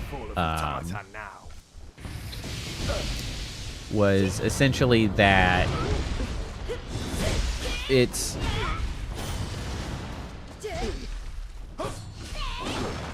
The idea that you can just do some like clips and stuff, and like that's what you can do to get just constant shorts output to accomplish something, is simply not accurate, right? Because like all of the people you see doing that like were already successful beforehand. It's a misattribution of cause and effect, really, as far as like these people get views and then they have lots of viewership. Like lots of views on shorts equals lots of views on stream, and it's because they were already a big streamer that they get views on their shorts rather than the other way around. I was like, you know what, that's fair. Which of course is why I have actually disabled the clip command, because I'm just not going to be capturing those. Like, I mean, I've been doing a terrible job of editing them into actual shorts for, I don't know, years now. Oh, shit.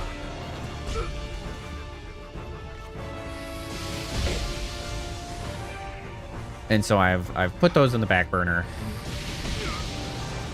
The advice that it was putting forward was to actually do gameplay footage off stream, to like actually record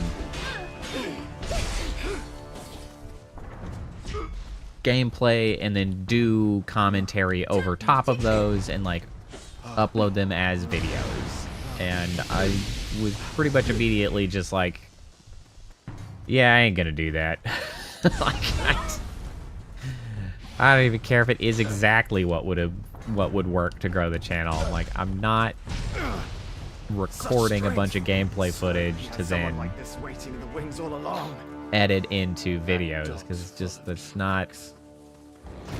that's not what I'm here to do.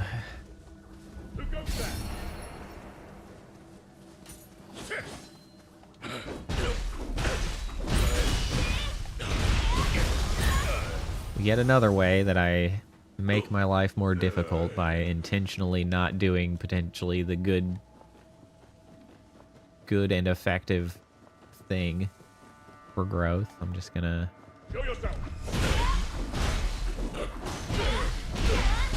just, you know, do my own thing and hope that one day it works out.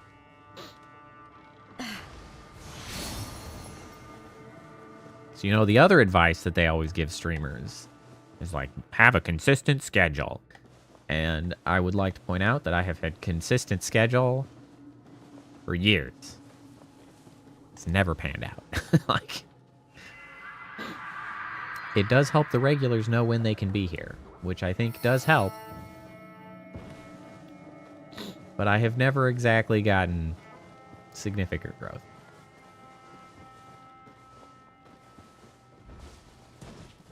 Whatever.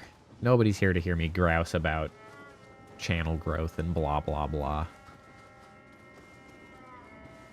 Well, I say nobody, but probably nobody. Probably nobody. Nobody new who might pop in is going to be interested in that shit. The regulars have been subjected to it before and are still here, so it can't be the worst decision ever. Or rather, it must not be the worst decision ever. Let's spread a couple points into other things, like intellect, because some of the equipment requires certain stats, and my intellect is like the lowest. So let's push that up a little bit. Just because, like, I feel weird just continually pumping stats into the damage stat, but based on the speed of, like, increases of things, that just seems like the right thing to do. It's like it's the most efficient. Is there anything else that I want? I do want this, but I actually have to learn it from a handbook. I want that big-ass bomb. Oh, you can only hold one at a time. Damn, this one's 4. Maybe I don't want that. 1 at a time. That damage must be crazy. Okay, so there's something in the Tonfas. This one. No, not that one. This one? This one. This one. But I need a martial arts guide, apparently, to unlock that. This one is a flaming. After...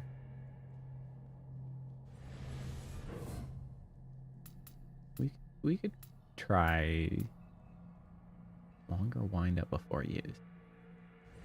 Sure, why not? Some martial arts can be enhanced into transformed arts with very different qualities. They are difficult to master, but have more potent effects. Martial arts guides are required to learn these transformed arts. Such guides can be acquired from yokai like Chichiko or Sudama. Okay. So then this... Let's try this. Cool.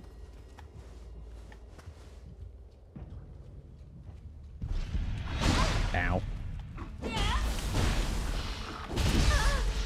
Ow.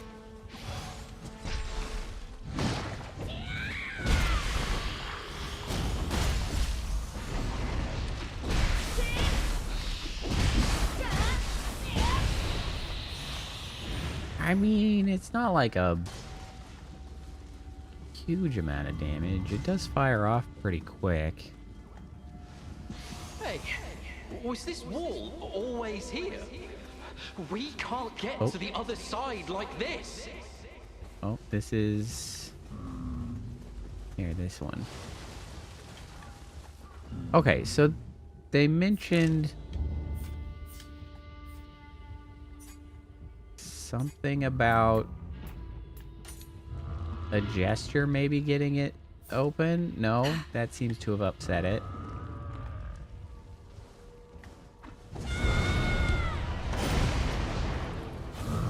It's a wall. Ow.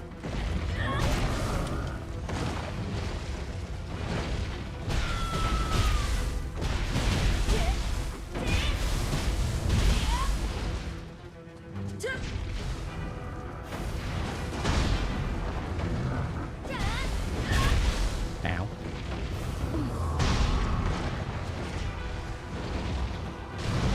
They should really make those harder if like the way you're supposed to do it is by giving them like a particular gesture, because honestly just beating the living daylights out of them is an easier proposition to me.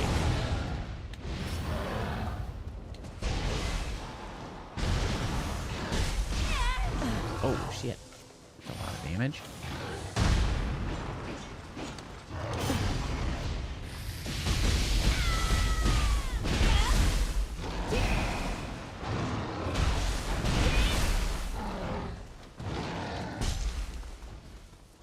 Up.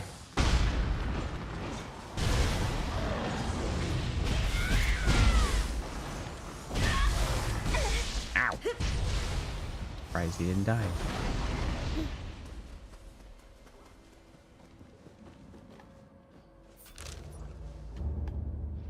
Wait, hold on. There's a Kodama here somewhere. There's Kappa over there. Kodama. Kodama.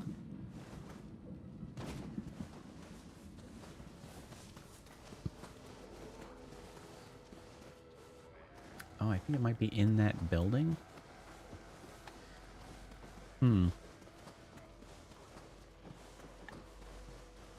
Chest. Jesus. Another one of these?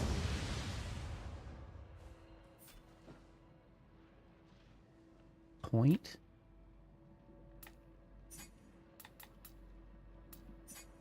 Taunt? Nope, that's not it. Bro!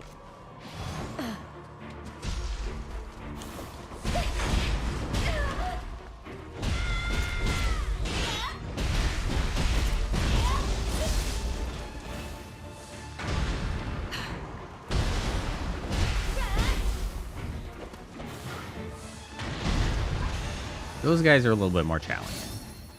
I can't... They always do that shit, and I can't tell what is what. Was it this one? It was this one. Point ahead was what that was. Frustration. Cower.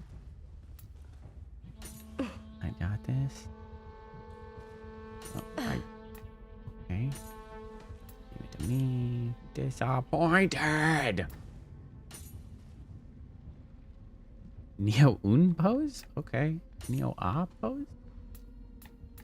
Time out, time out.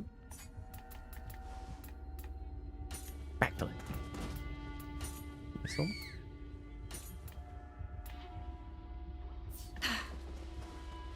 Just trying to get an idea of what's even in there, because every time one of those guys shows up, I realize I haven't seen any of the emotes. Like, I don't know what it is.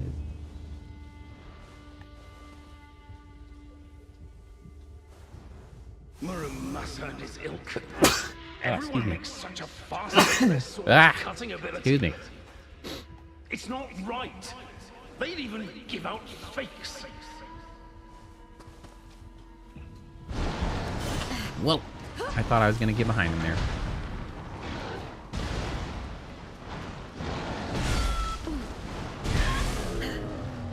Thank you.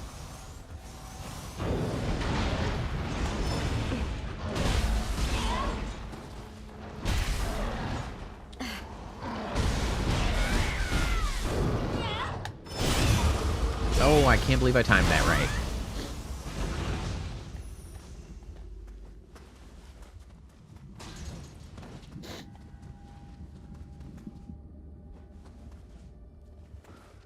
Okay, hold on. This is not been fully explored back here, but let me just unlock that so I can teleport up here. That makes my life easier.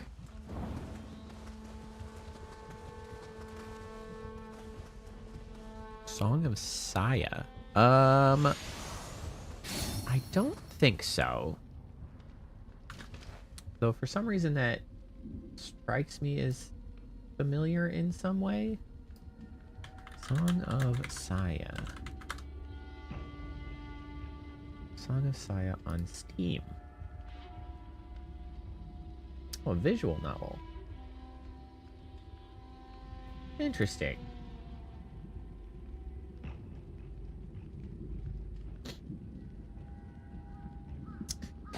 You know what? I'm not familiar with it. I haven't played it. But I think I realize why that's familiar to me. I think it had come up in a YouTube video recently. I don't know why. I think it was talking about, like, something with, like, the body horror and, like, whatever. Why did that come up? I don't know. That's gonna bother me forever.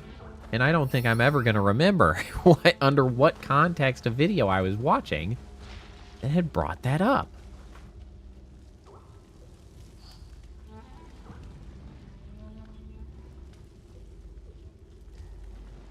Well, that's cool.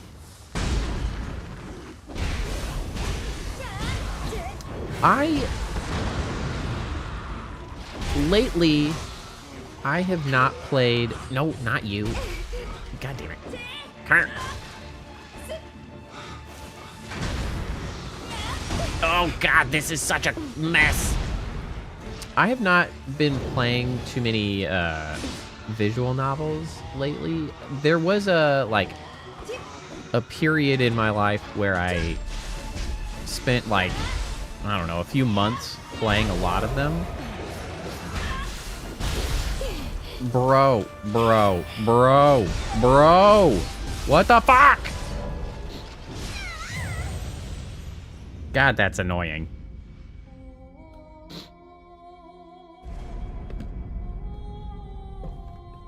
That is possibly the most irritating area that I have ever entered.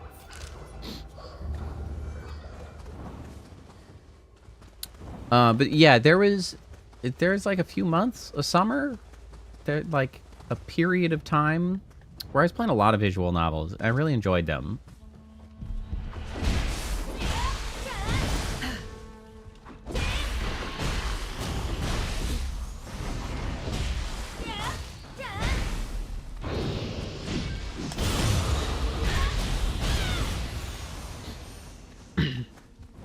And I haven't sort of felt the desire for like that pace of a game in some time, so I haven't played anymore.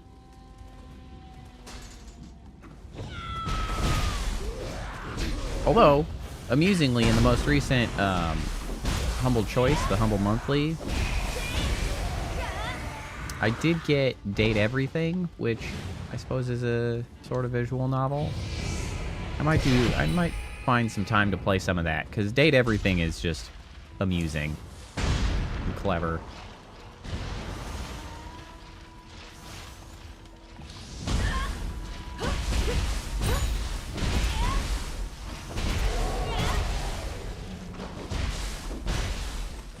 Get out of here. Alright, that went much better.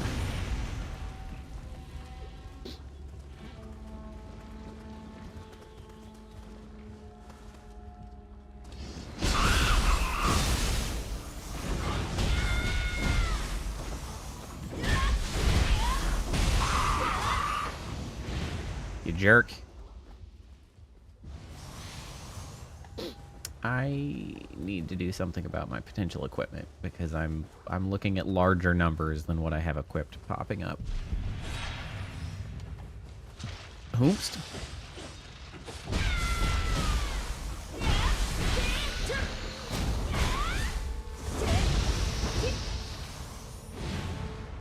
Satisfying.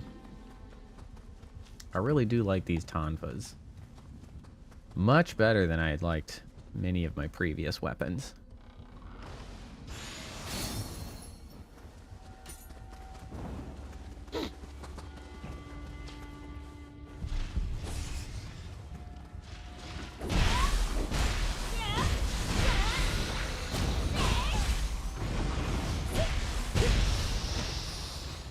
Yeah, get cooked.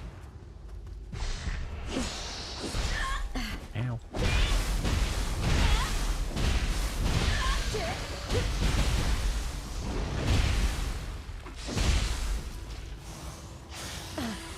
Take that.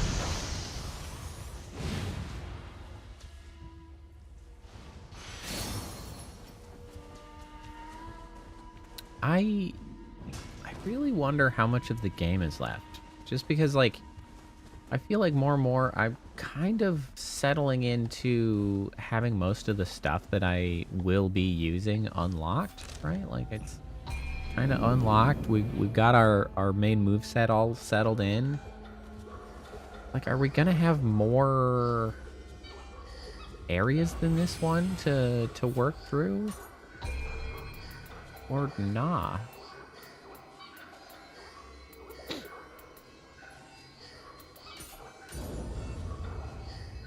We're not yet. What level are we, actually? I was just in there, not paying attention. Status. What level are we? We are 48, so we are almost 50. I don't know what max level to expect.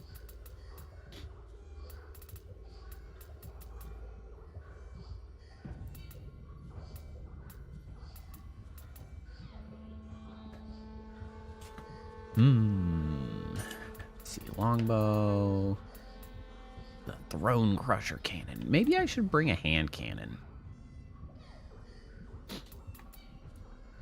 Like, I don't really shoot my bow very frequently.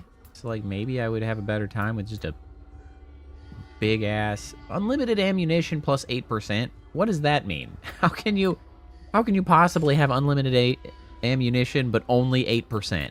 That doesn't... What does that mean? Is it like an 8% chance to not consume ammunition? I feel like we should use more specific terminology if that's the case. Okay, so these are the lowest level pieces of gear I've got.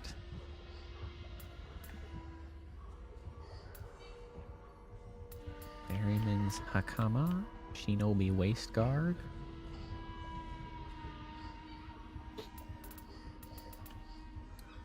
That's quite a bit more toughness. Sure.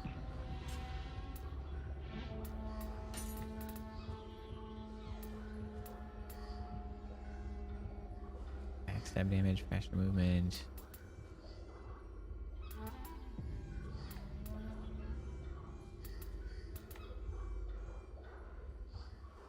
That is going to push me into medium weight. I don't want to do that. Oh, head of the Iga Ninja. That's a new thing. Those are just better also. Okay, so these are 32, so that's pretty low. Damage taken over time. Consumption. Oh, also related to the head of the Iga Ninja. What does this say?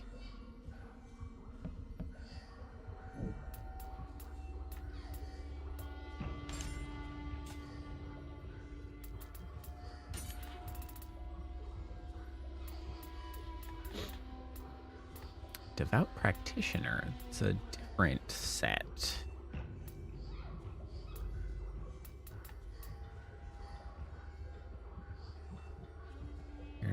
Force bonus. Not gonna worry about it.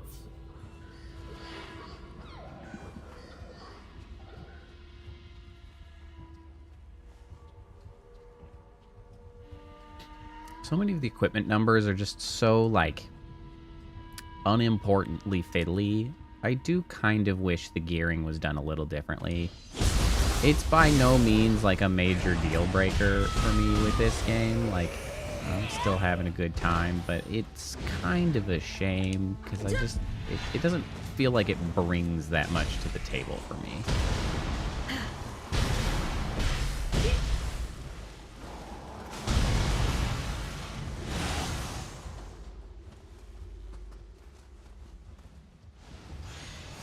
I prefer, you know, finding like whole sets of equipment. Oh man, that's slow. And I can't move while I have it. That takes a long time to pull out. Okay, sure. That might work on something. You know, why don't we find out if it works on this guy?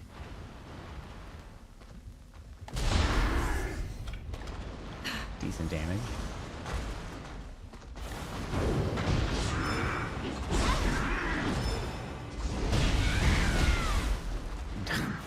Not as good damage as that.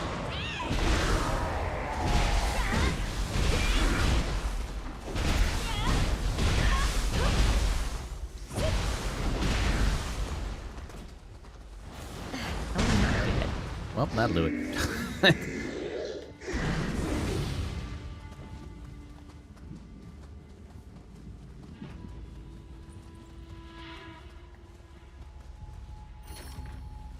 Alright, well that must be a boss fight.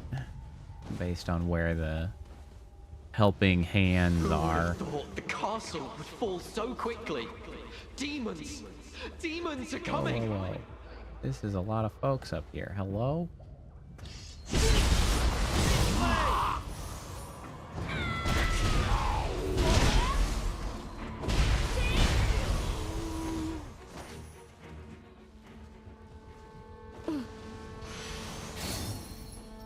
Versatility. That's got to be related to like switching back and forth between something. And that's a thing I don't do.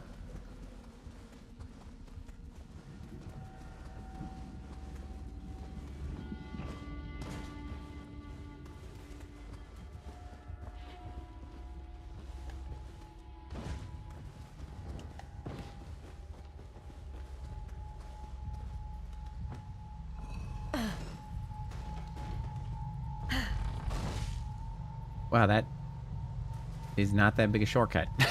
That's... Wait a second. Wait a second, that doesn't matter very much at all.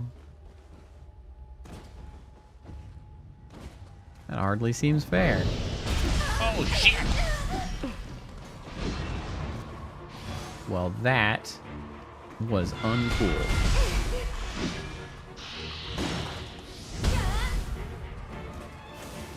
Okay.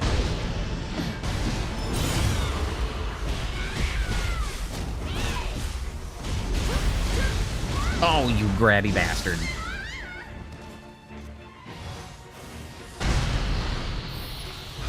Get cooked, you piece of shit. Skeleton warrior soul. Which can now be a yang. So that might be interesting, worth taking a look at. Holy helpers!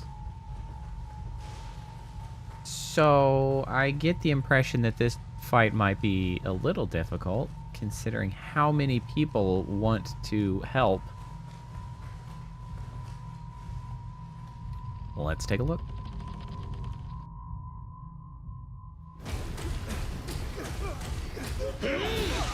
Beefcake.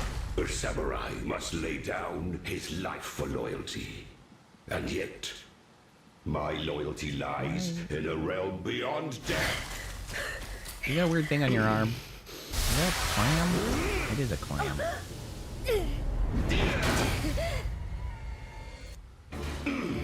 Or a clammy guy. So then, let them call me a demon.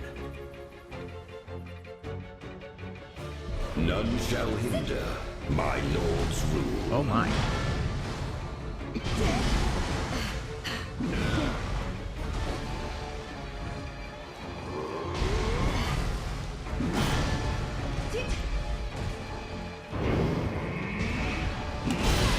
Yeah, get cooked.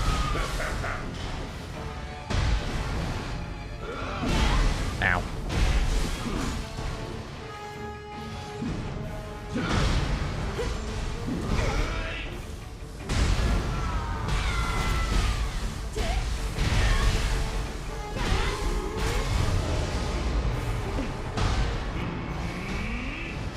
Woo!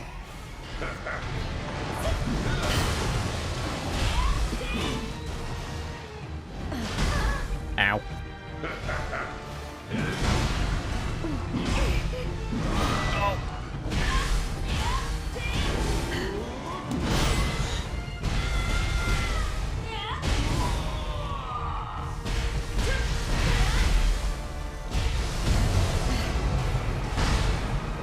Okay, he's really not weak to fire. I should stop using that.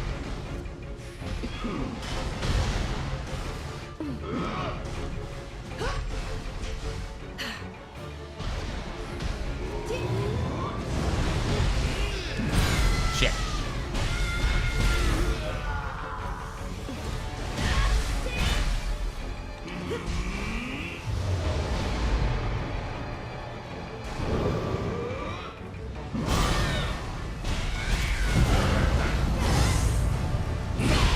Such deadness.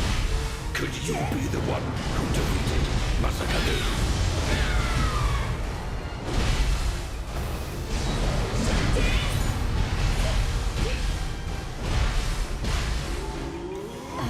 I will not die. Not until my lord's control is secured.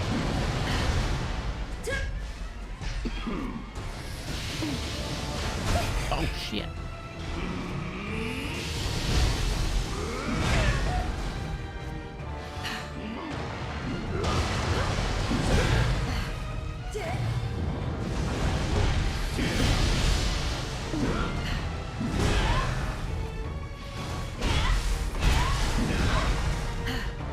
Boy.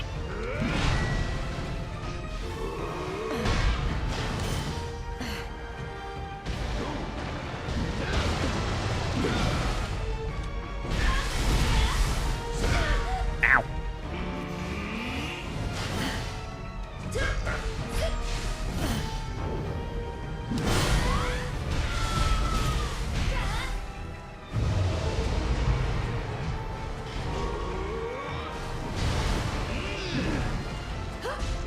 Trying to plink him away. I have no more healing. Shit. Come on, come on, come on. Yes! First try.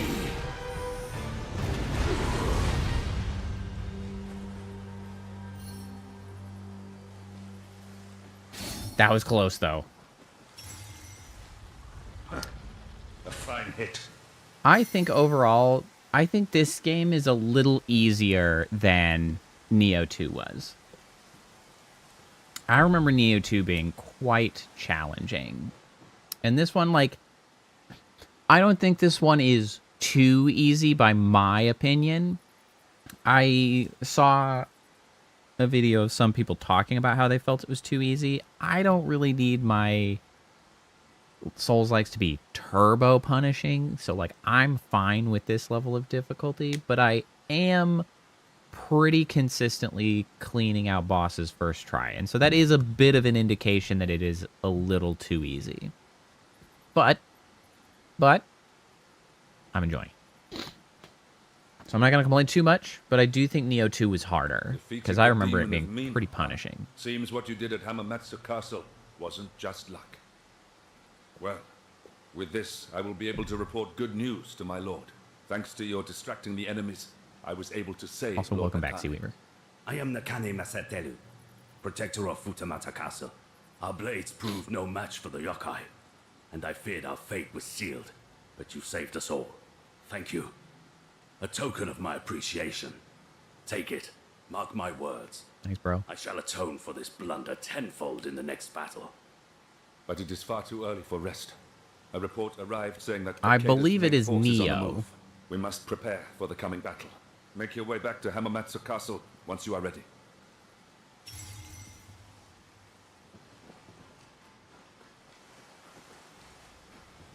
And I guess, have I heard anybody with like authority pronounce the name of it?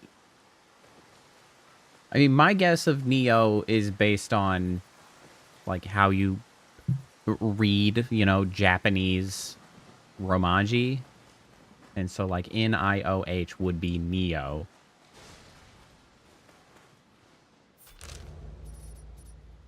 Pronounced based on Romaji.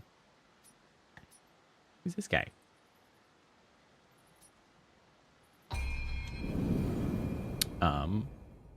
Yeah, but like that's the only basis I'm working on for that. It could be incorrect. I don't know.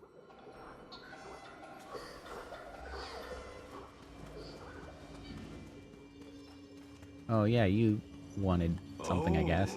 Have you brought something to show me? This is... Lord Shingen gave this charm to one of his retainers. I don't know what he wanted me to find. I apparently found it. I sense great confidence in his trusted friend, Lord Baba Nobuharu. He too hoped that Lord Shingen would rule the land. It's good, but it's not enough. I must know more about Lord Shingen's mind. Requires something related to Keita Shingen. What the hell do you want, man?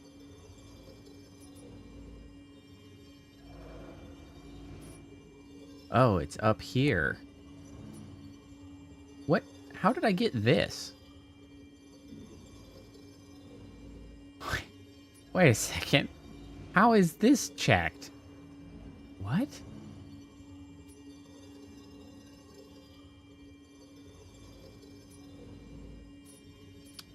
That doesn't make a lick of sense.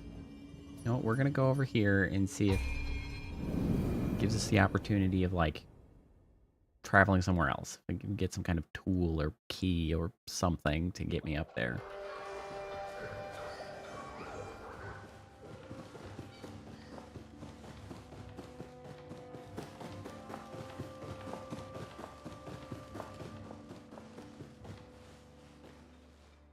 Huh? I guess you're not at the top, maybe. Oh. It's Lord Takechiyo. The Takeda forces, though thin, appeared in Mikitagahala in the northwest. Oh, Scouts okay. even say they saw Takeda himself in the vanguard. I'm concerned with what he's doing, but we must take advantage of this where chance. I'm going next. Killing him will throw the enemy forces into disorder. Lord Ieyasu has already taken his finest troops to Mikitagahala, and I will follow close behind. There is no time to delay. Join me at once. I see, okay. Now what we're gonna do, we're gonna go to the Eternal Rift, and we're gonna do some equipment stuff. I think it's time for new Tonfas. Gonna craft that shit. Because clearly that's the best way to get the best stuff in the weapon space. Oh, do I have something else to give you? Welcome.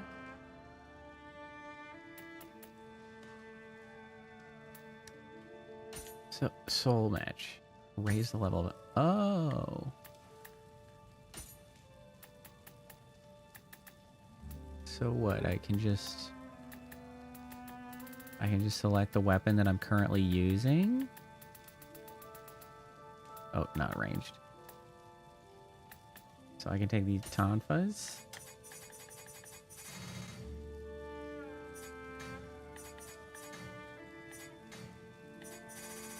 Oh my god. The gold cost.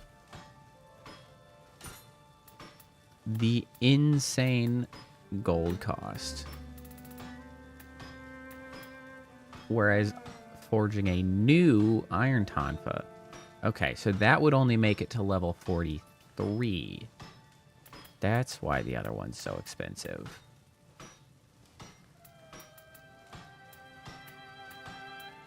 Oh, martial artist Tonfa, I guess our new melee key damage. 330. That's a little higher, but Iron Tonfa gains damage from familiarity, which eventually give it more. Yeah, so I can only make these blue, which is a bit of a shame. I'd like to be able to make it, like, epic. Oh, dialogue? Oh, you're not going to voice line that, huh? I've forgotten almost everything, but I must have been a blacksmith. I remember striking iron every single day, and I still enjoy it now. I hate that I can't remember, but I'm sure I had all sorts of skills and techniques once. Well, I've got no shortage of time on my hands, so I'll work hard as a smith once again. I'd be happy if you gave me plenty of work. Okay, that's not really helpful. Again? You seem to have a quest of some kind? No, that... yes? Yes? But you don't seem inclined to talk to me about it? For some reason? Hello, Scampus? You're not like a new Scampus that I can get. I just wanted to pet the Scampus.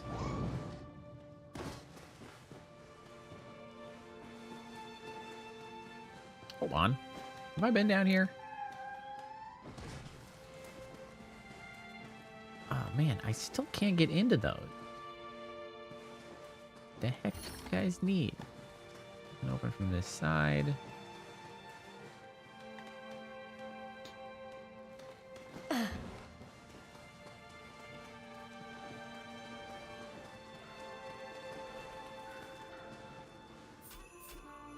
Okay, so I have a pretty good chunk of money. 141,000. Welcome. Raise the plus value of equipment. What does that mean? So if I select my...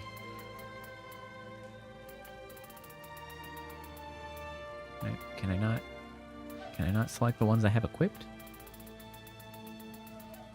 I don't see it in here. What's going on? Oh. Interesting. It seems to only be able to do it to epic or higher.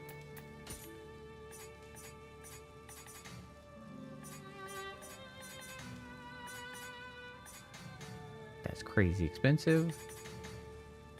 Azure Soul Ores. Okay, so let's see here. Select all. That would give me 4 soul ores. Sure. Yes. We're just tearing apart the samurai shit because we don't do the samurai shit.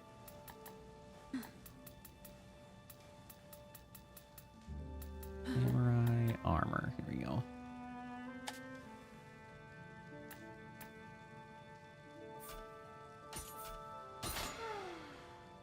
Well, that is a lot of both, well, mostly the yellow. It's a lot of yellow.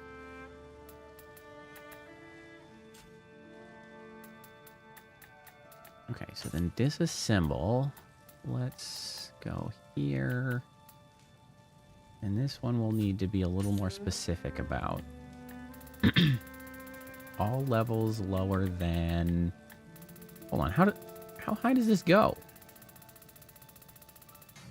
150, okay. I don't know how close to 150 they expect us to get in like a single playthrough, so that doesn't really reveal too much about the length of the game. Do 38 less.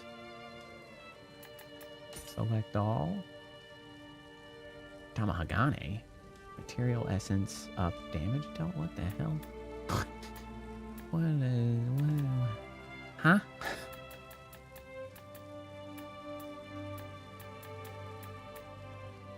Disassemble? Sure. Yeah. Okay, so we have a bunch more materials that should suit our needs.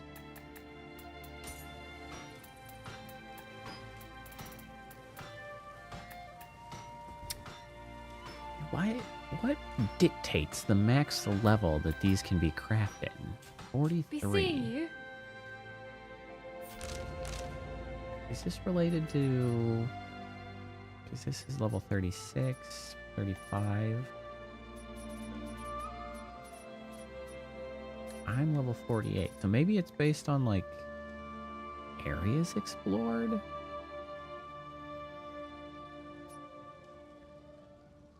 Wait, what's going on down here? The quest and shit that I didn't do? What the heck? What the heck?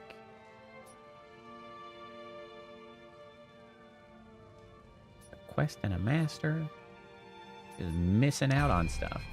Well, I guess I'll go do that.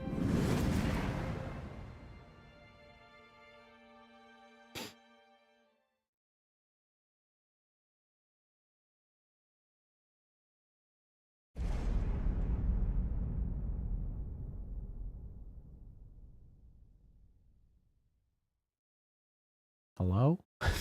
Game? Game, can I have a world? Hello?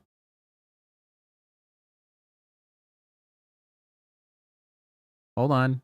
Hold on. We got some frames doing weird things. Hello? I don't know about this one, gang.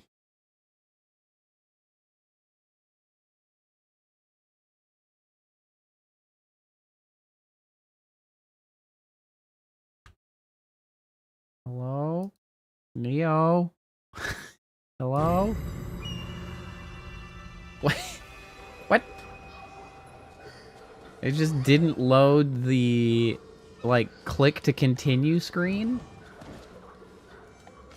Hold on, this is weird. Hold on.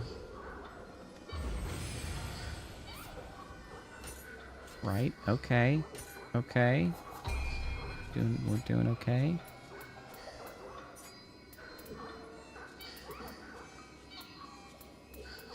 Versatility grants you the versatility status enhancement when you hit an enemy with martial arts. Versatility's stack will increase by 1 every time you land a strike. The higher this number gets, the more damage your melee attacks will deal. I don't care about that, I don't think.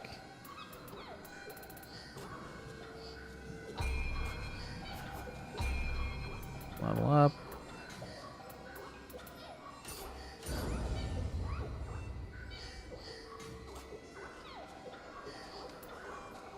Uh-oh. The game... Things are still going weird. I can't leave. I can't leave. Help. Help. Help. Help. Help. Alright. We gotta wipe it clean. That's doing weird shit. I don't need that in my life. Gotta hit it with the old Alt F4 to evacuate.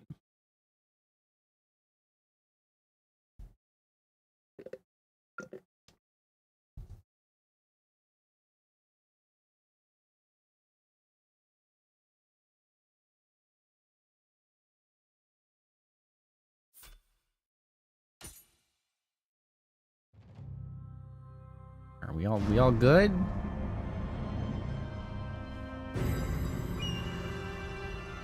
I'm so stylish.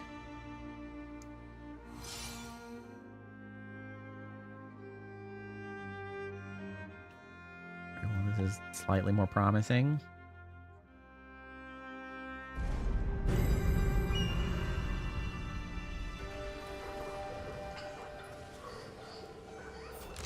There we go.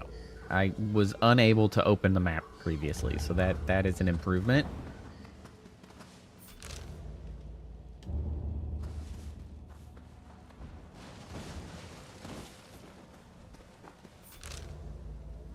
This is seemingly the wrong direction. Down this way. Okay.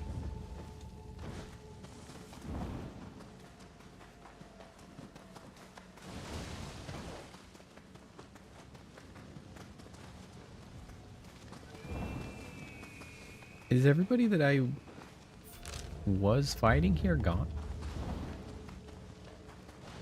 That's weird. It's like cleared the entire camp.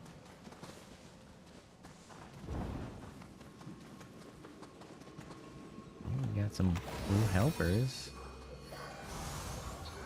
What's that about?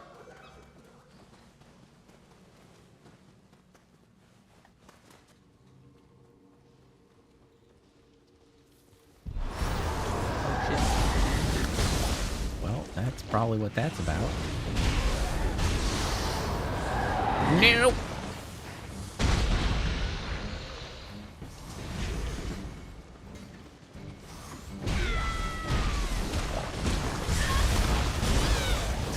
I'm using those iframes to full effect.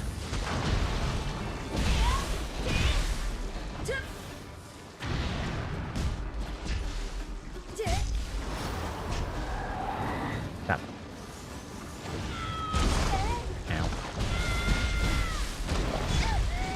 Ow. Bam. Get cooked, bro. Those guys are awkward to approach. They just roll all over you. Real inconvenience. Oh, this is a pretty little area. Nice and forested. It'll be nice once the weather improves. Seems to be locked. Take some nice walks in forests and shit again, instead of being cooped up because of the winter.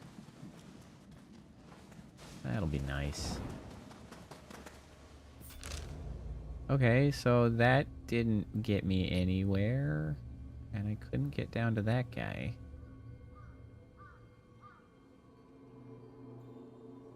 Could I make it there from the other side? Perhaps.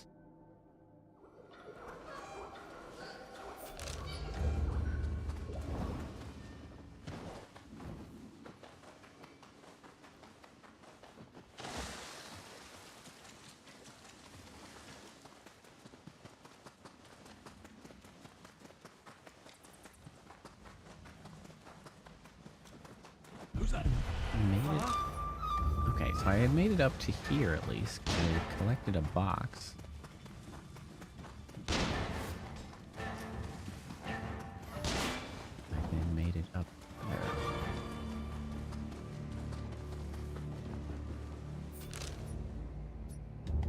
No, because there's a... Lord Takechia. What the heck? Excellent timing. I was hoping to meet with one of our spies, Haya Tamaru, but Takedo's forces are everywhere. Could you lend a hand? With the giant balls that I'm kicking.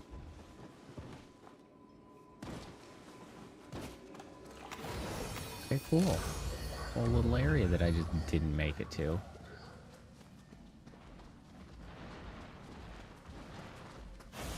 Gotcha this.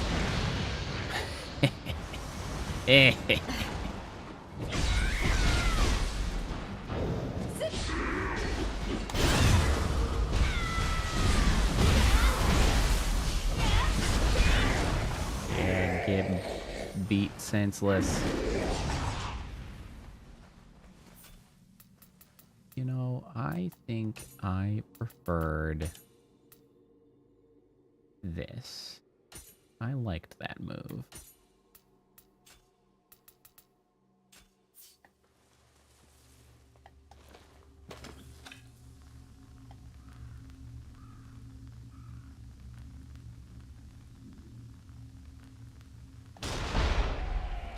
Bam.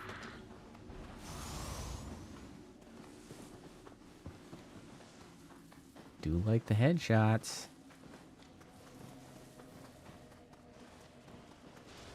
Maybe a hand cannon is a little bit excessive. Maybe we go back to like a rifle.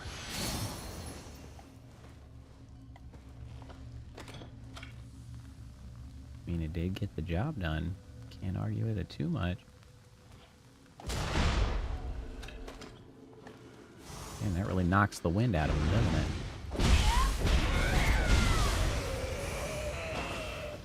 That's fine.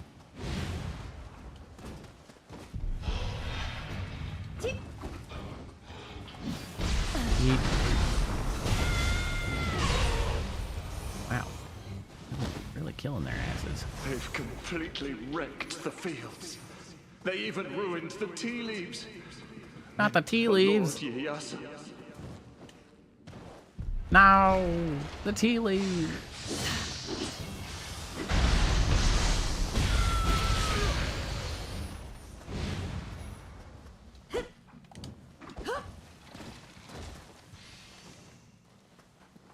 Oh yeah, spirit stones.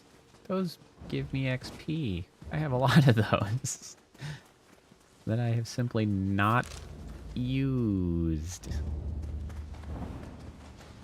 Kind of forgot about them, actually.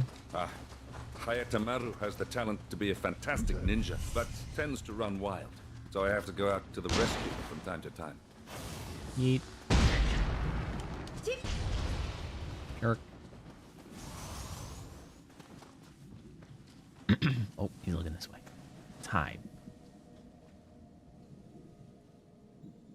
You're not hiding very well. Come on. Come on. There you go. Sort of. Oh, it's good he stopped. Now we're on him.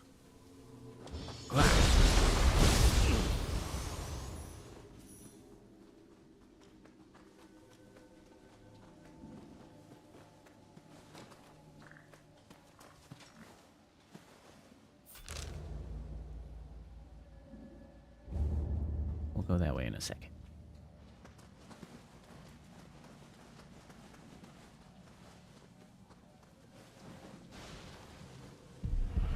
Damn.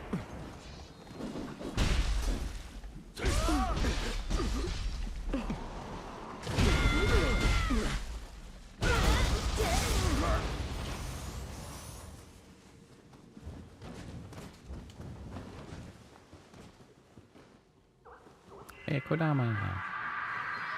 Off we go.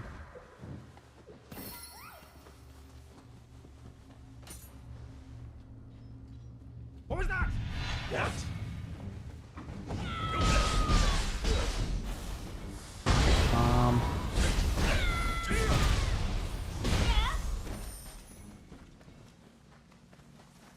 Not the tea leaves. No.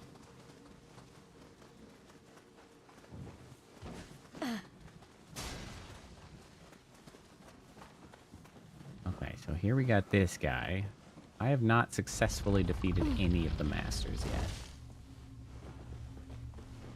Hello. What How are business you? have you all the way out here? A traveling martial artist? You certainly do look the part. Big ass sword you got. Alas, I have no stomach for crowds. Come back alone if you wish to speak with me.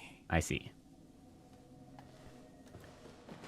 Well, fine. I was kind of hoping to take advantage of some assistance, but apparently that's not an option, huh? It's funny that he mentions, like, coming back alone, despite the fact that there's a bunch of assistance, like, shrines right outside. It's like, well, what about those, huh? You gonna complain about those? Based on the fact that they're there, I feel like you probably aren't gonna. Bam.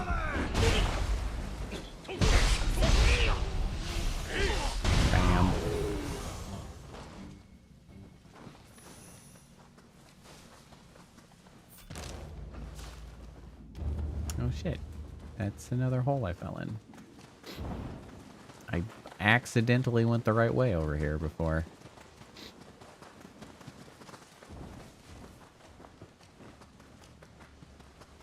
Can I open this door?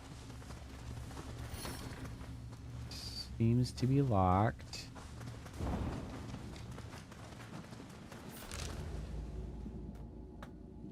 Uh-huh. Uh-huh. What are we looking for here again? Kind of a spy? Hey, that's a key. That's probably what we needed.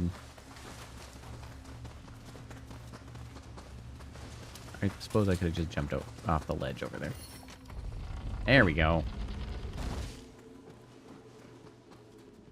We were definitely here previously. Is that Lord Takachio? Let me assist you.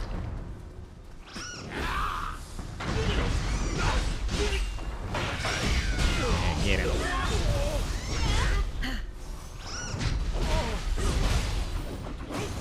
Here comes another one. What's the Scampus doing here?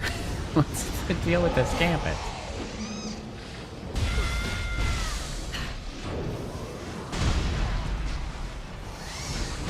Is that the... Okay, so that's the one with the big health bar. Alright, now we're just down to Mr. Big Health here.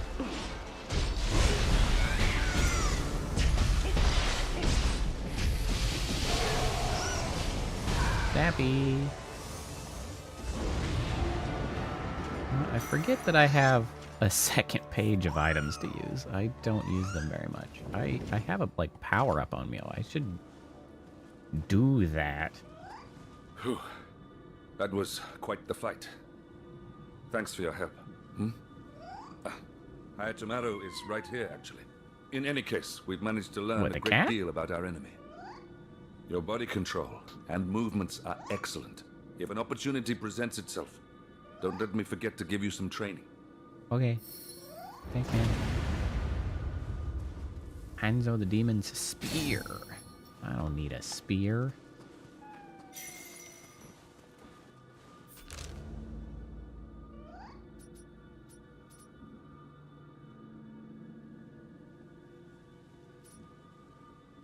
Any other quests kicking around out here?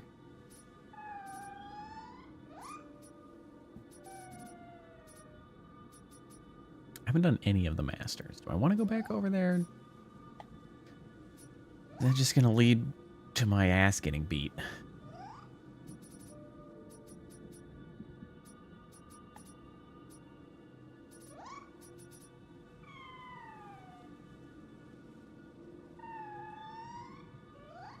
Alright, let's go ahead and go over here. Oh, that gate's open all now. Okay.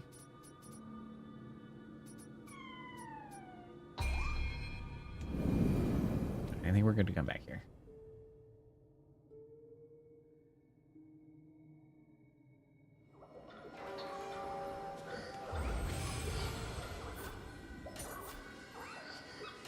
The Blood Edge Demon is moved around again. I mean, it's so much attack. How can I not? How can I not?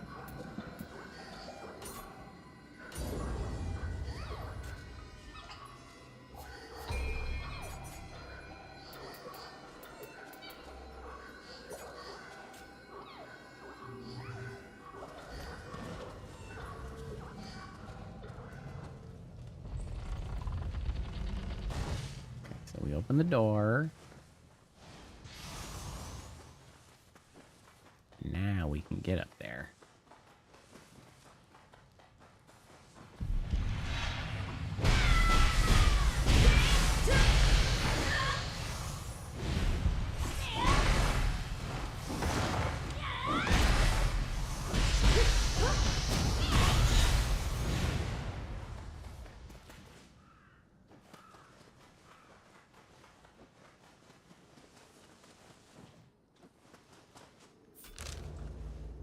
Okay.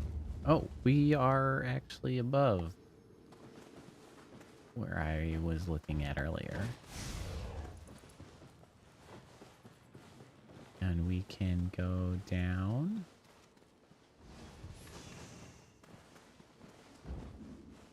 This way. Kappa.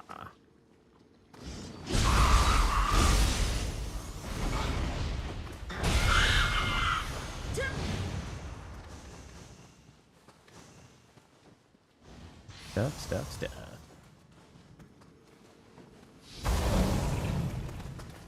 Wow, that's all really low level shit.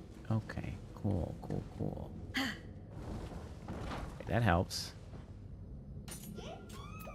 Exchange, you have a secret skills. Give me that. We like getting all of those. I haven't been buying the crafting stuff. I probably should have been, but I haven't been.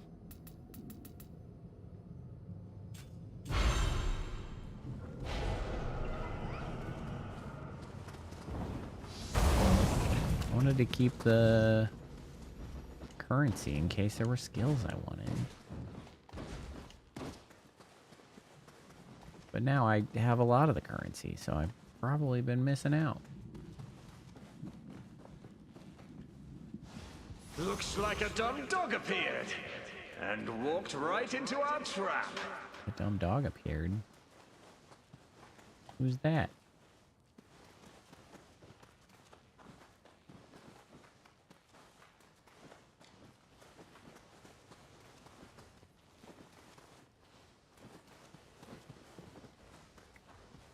It's so quiet.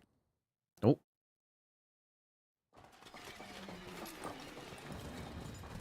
Where's this whole posse? Quickly. Shingen is not far now. Not the Skelemans. Not the horse demons. Deal yourselves!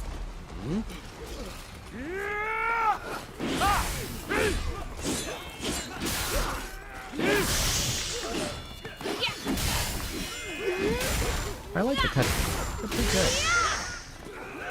Also, it's doing the cutscene at full ultra wide. That's nice. Whoa, whoa, whoa, whoa. Whoa, whoa, whoa. I can never tell if it's good guys or bad guys getting shot, if I'm being honest. I think all the bad guys are zombies, so that was probably good guys. Less than ideal. Whoa, what a way to go. Forgive me. You must retreat. Wow, this has turned into a shit show real goddamn fast. I feel like if I had had control of things, I could have kept that from becoming a shit show quite so badly. We've been seen through. And I'm here too. A little late to the party, apparently.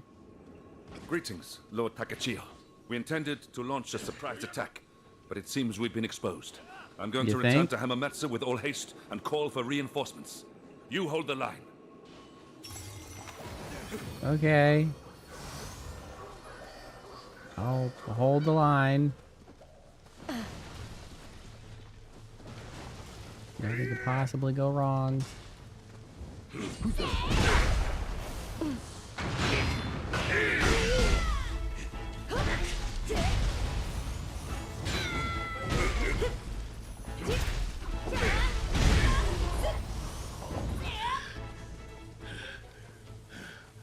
You good, man? He's tired. Too tired to speak. You know, I'm pretty sure I could get through that. I don't know if I would need to, but I'm pretty sure I could.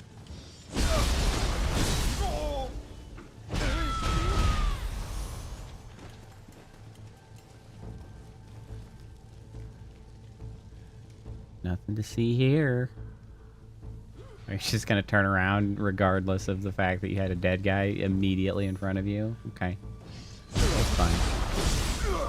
Not the most complicated of stealth mechanics, I suppose.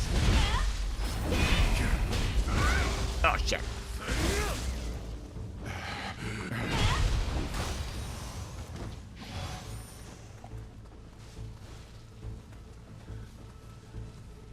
Anything in here?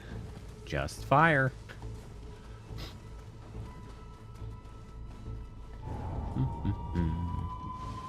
Oi! Get back here, damn you! Damn it. Where did he get off to? I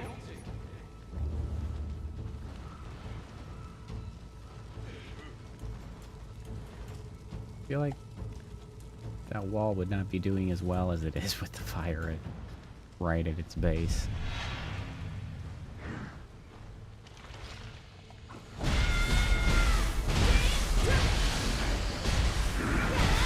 Oh, Lord.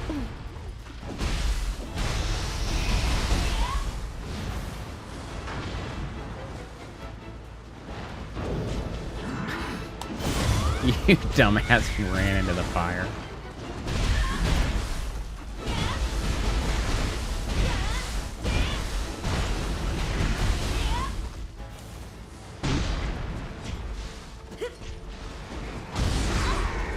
Ow.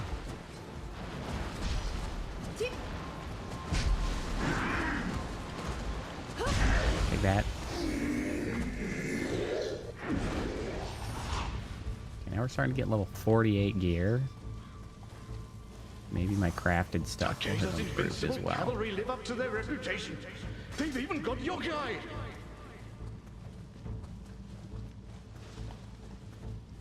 What a nice table. Whoops, I broke it. Don't waver now! Into the fray! You should maybe waver a little bit. 'Cause I could save your ass.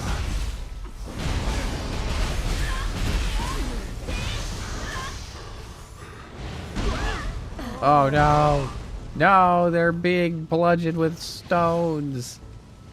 Perhaps from a catapult? Oh man. They're super dead. Oh no, it's those guys. Okay, now I understand. And by those guys, I mean that one guy. Oh shit. Oh god.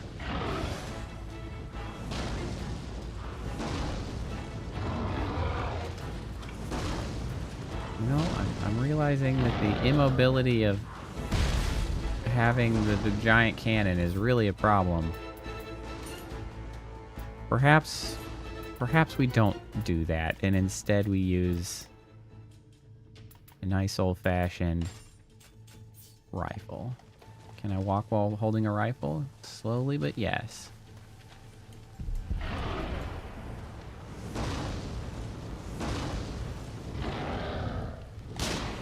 Ah, my bones. I gotta do this.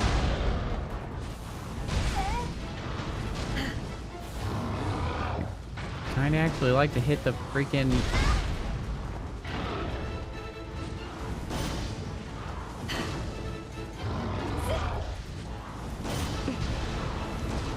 I mean, him being on fire is helping.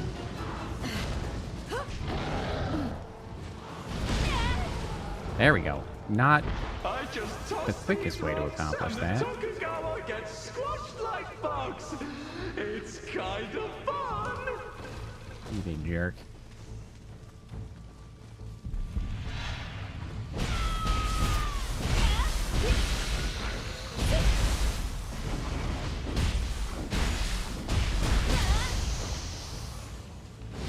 Get bonked. This is real Bernie. Oh, you know what? The This is probably Tokugawa gonna- army got caught sleeping and now they're in disarray. more Just effective as way our to take Lord that guy out. planned.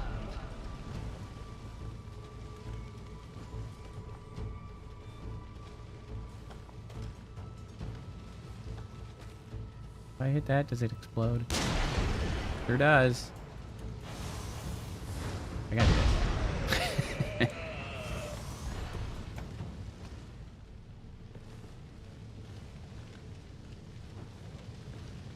So I can jump down from here if I want. Alternatively, I can go around over that way.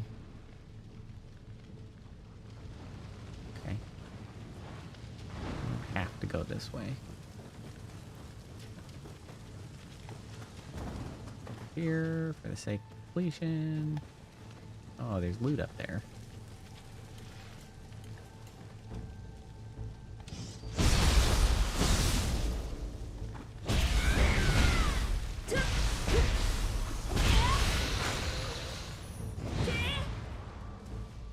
I wish I killed them when I stabbed them in the back. I'm sad that they survive.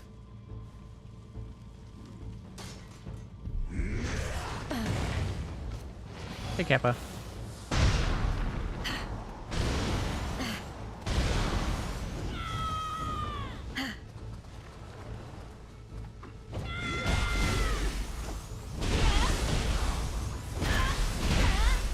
Fire!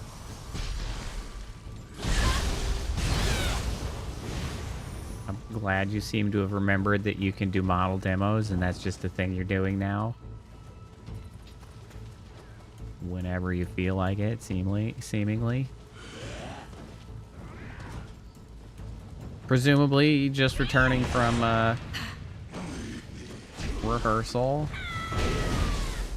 How'd that go?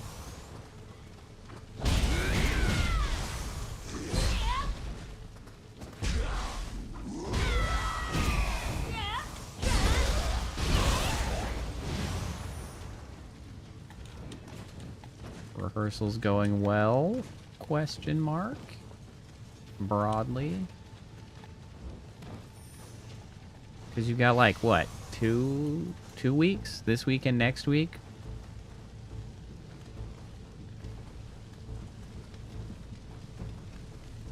Before you like start doing? Or was that when like Tech Week starts?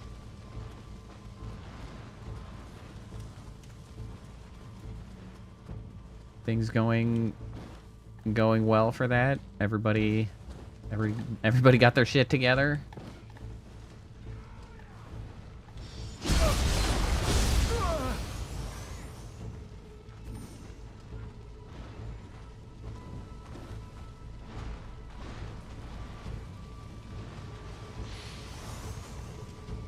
A shortcut. Mostly? Well, that's good.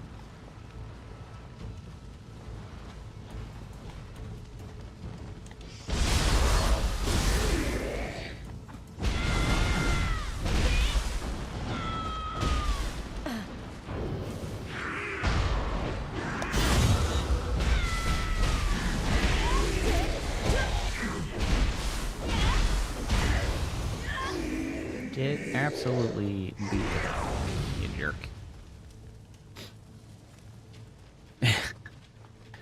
Yeah, you know, that's relatable. We could all use a good scream into something. The void, a pillow, the ether, the wilds.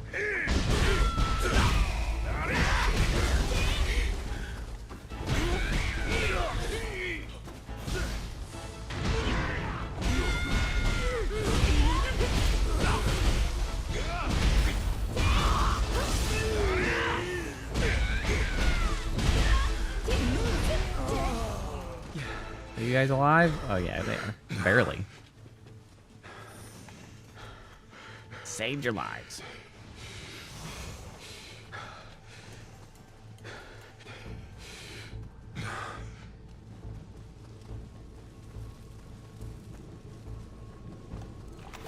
Fine.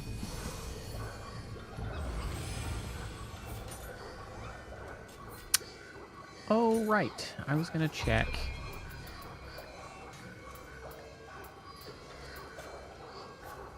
I was gonna check the soul cores. Unlocks by clear that. Oh, right. I mean, I guess we haven't even had adept training stuff come up yet. Maybe there is more of this game left than I was thinking maybe there was. Okay. Alright. We've got this guy here right now. We got Wheel Monk.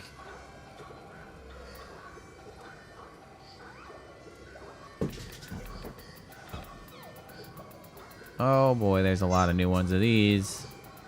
Oh man. Oh man.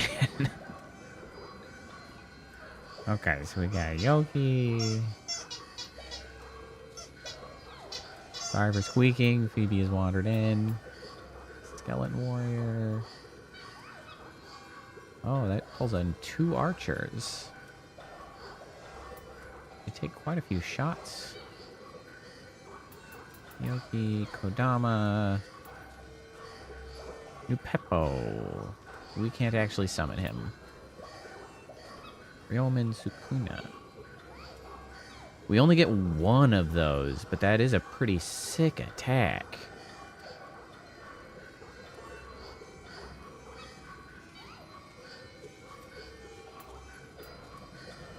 Blessed Bolt Talisman.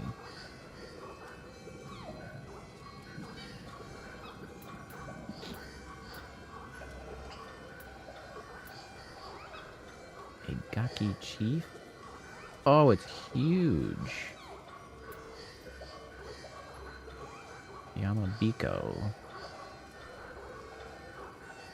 That's a couple shots at him. Ninja Yoki. Oh, that's pretty good. Wait, that gives me life drain on ninjutsu hit? Wait, that's pretty good. I think I like that. Okay, so thunderstorm shot, lightning shot, water shot, power talisman. I never think to use the power talisman, so maybe I should switch to something else.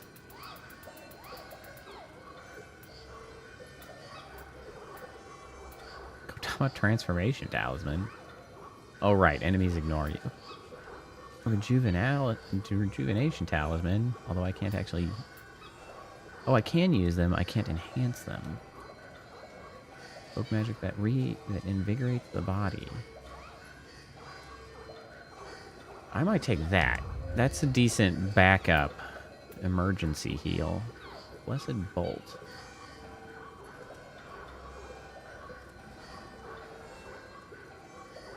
Interesting, actually.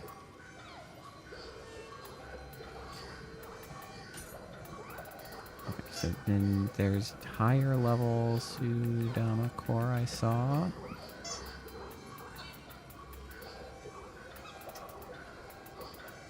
So, like, what does this get me? Like, does it matter if I use something higher level?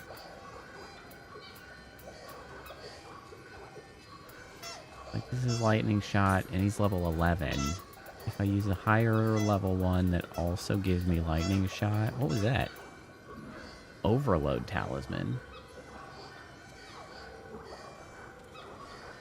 Oh, it causes things that die to explode. I'm never gonna think to use that. Lightning Shikigami? What the hell's that? Oh. Like a landmine.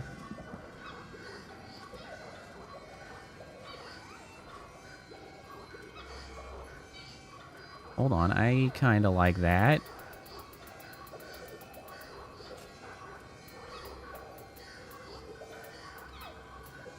I could replace the shot with the Shikigami, because the shot is not really interesting.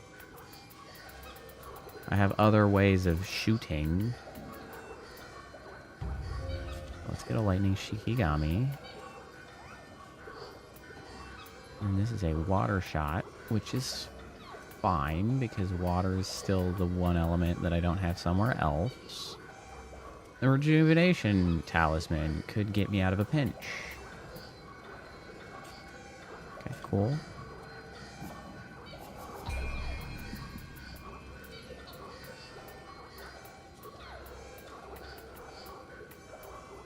You know what? I think I might put one more level into magic, just because then my Onmyo magic will be at a very happy 150. What a nice round number that is.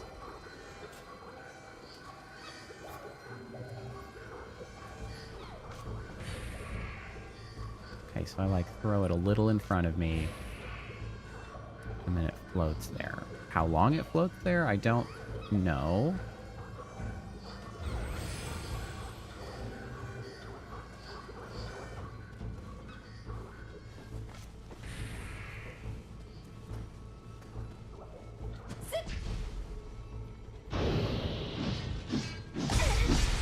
Ow, I misclicked. Okay, does it not...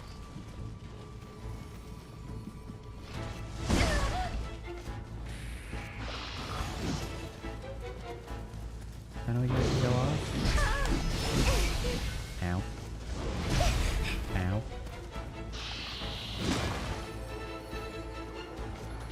jerk. I'm experimenting. Come here. Come here. Come here. Come here. Okay. It is good damage compared to this. Yeah, it is good damage. I have to actually convince him to... Ow. Okay. That's what I get for screwing around. I think that one will be better for boss fights. Big things that I can expect to rush at me.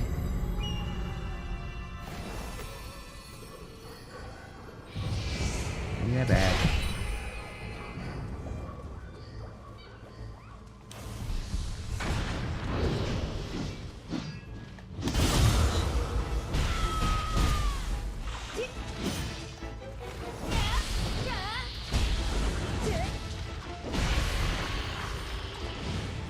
Jerk.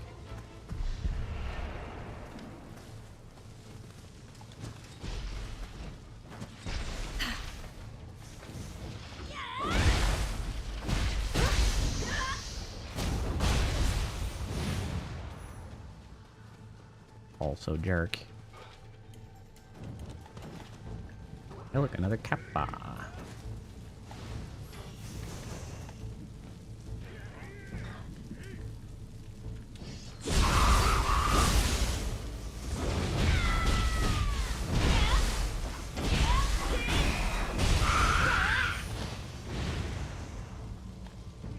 Japanese scissors.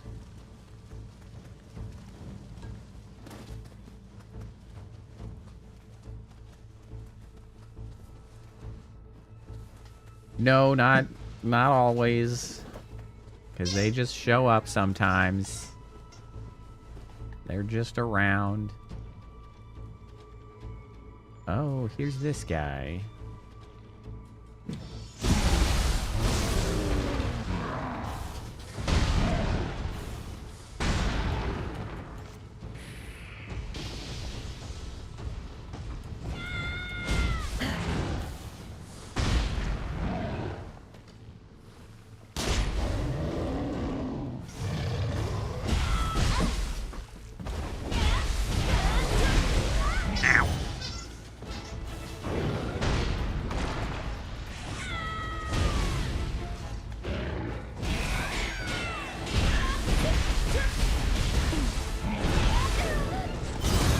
Oh, that was close.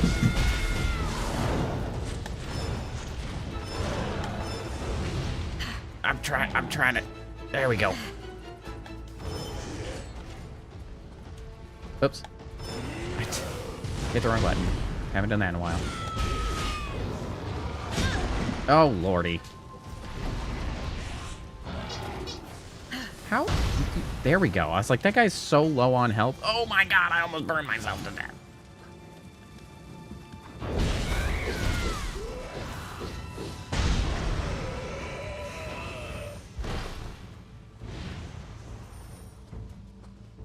Well then.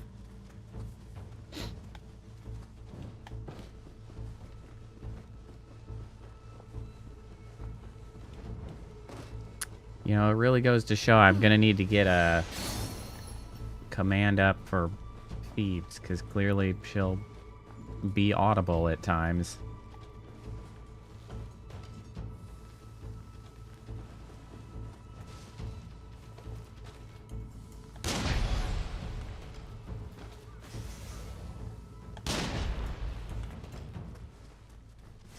Popping the heads.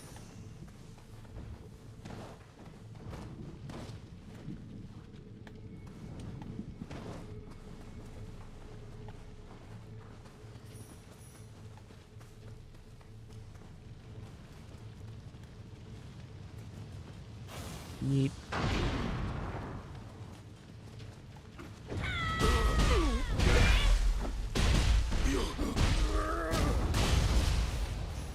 Get cooked. Don't... Why are you dropping your stuff down there? That's rude. Oh, actually, that's a shortcut. Well, I'm not nearly so annoyed. We dropped a little K.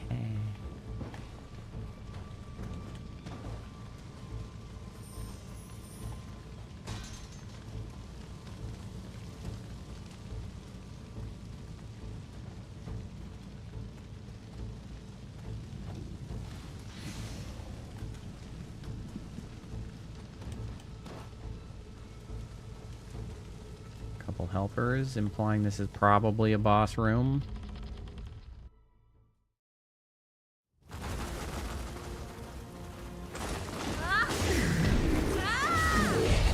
Damn. Clean house. You're here. Hello. This time, I will destroy you. I Is shall this now the same first demonstrate boss guy? the proof of my resolve. Okay, I was like, are we both gonna fight? Nope, she got yeeted. Ew. Headless horse with an eyeball. Gross. Gross. I shall expunge my prior disgrace. Oh, yeah, yeah. Oh, shit.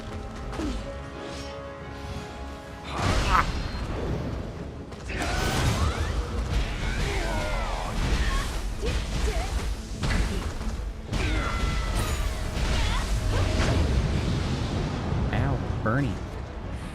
Oh, shit.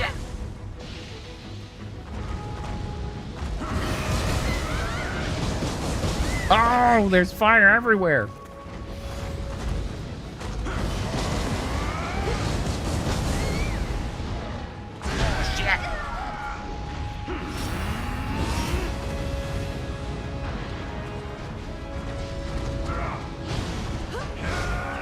It is a shame that the element of my summon, not my summon, but like my guardian spirit. Please stop trampling me.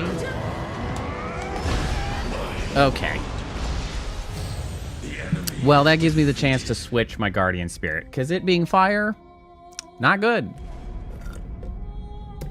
Not good. Not what I want.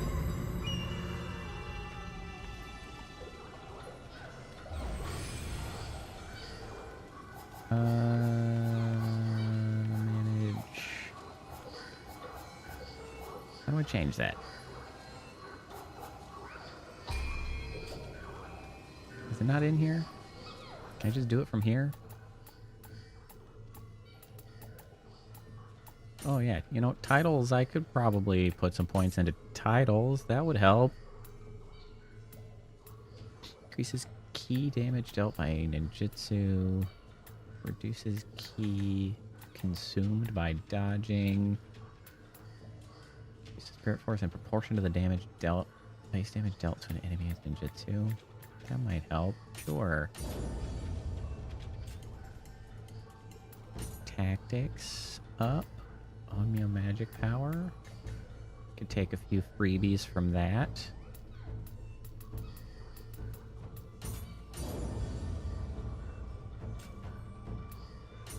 Subjugation. Elemental damage. A percentage each. Damage taken from attacks when your key is reduced to 0. Oh, so that's very specific. We're gonna do that. Elemental damage up by a few percent. Literally 4. Read a gauge.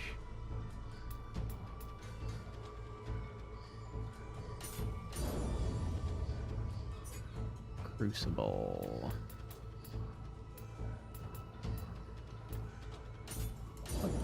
Sure, luck's good. Exploration.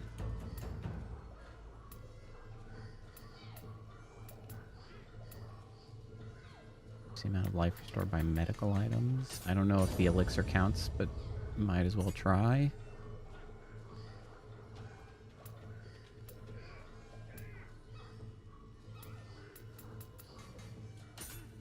Sure. Will increase sell price, I guess.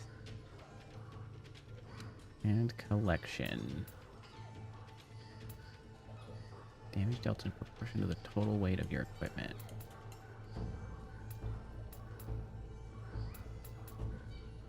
I mean, sure. I don't know what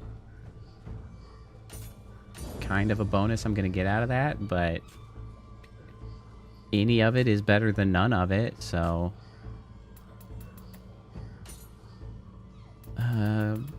can I change this down here? Okay, there we go. Nekomata is lightning. I mean, sure, I guess. It's what I've got.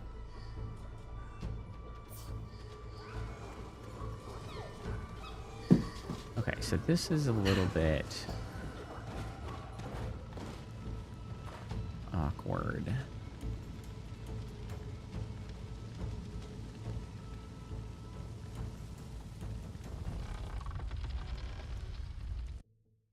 I shall expunge my prior disgrace!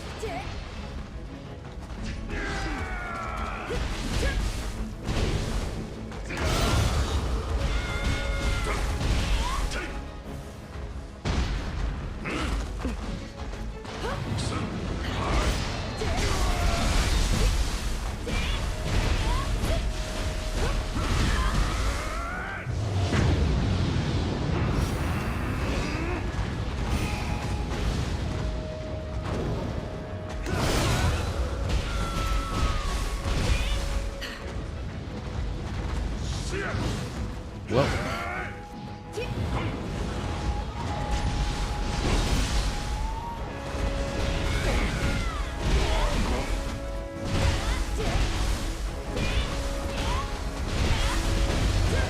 the shit out of him. Many strikes as you like. I will have your head!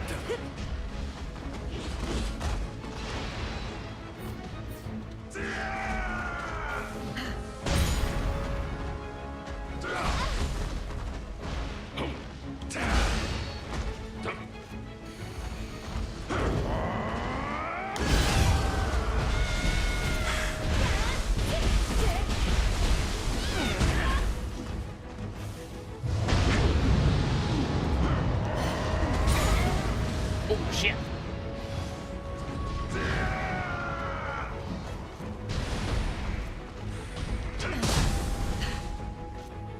Who's gonna shoot him in water? Oh, I think I was late. Where am I? Am I grabbed? I'm grabbed. Oh, I just barely snuck it in there.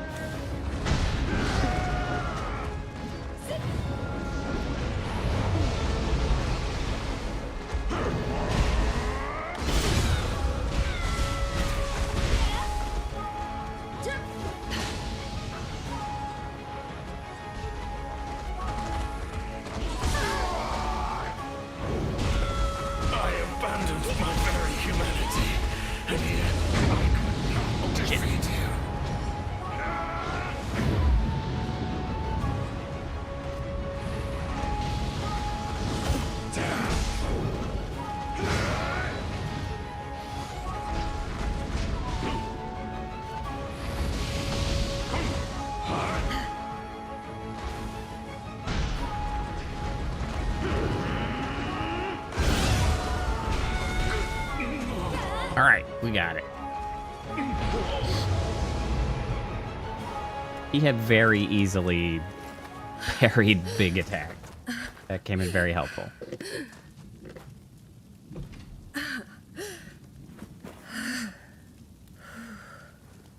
If only we lived in a world where no one had to become a yokai. Yeah, if only or whatever.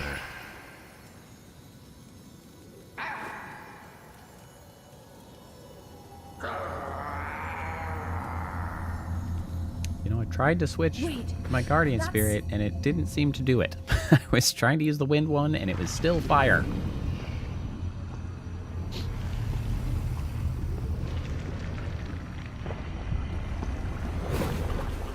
Gross. Honestly, I thought it was going to be bigger. Oh, that's where the crucible spikes come from, huh? I don't know what that tells me, but it's interesting.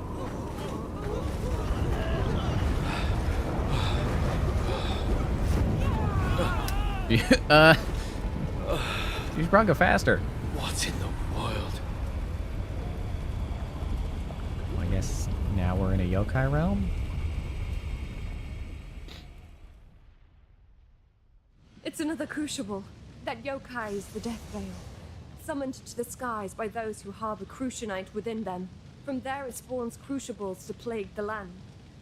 Lord EAS is probably in the crucible, but you are the only one who can reach him. I beg of you, lend Lord EAS your aid. Okay. Okay, but I tried to switch. Oh, they can only be switched at shrines. Is this the doing of that creature in the sky? Oh, maybe I couldn't because I didn't we must have purify it. the crucible again. You certainly do have a heavy burden to bear.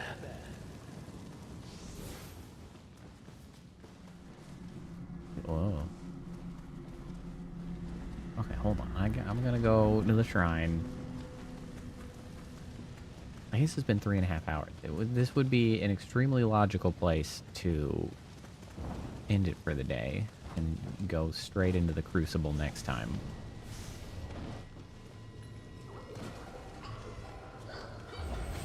I mean, that would make sense. Wow, that was a lot of XP that I got out of that. And that does not give me that many attack stats anymore.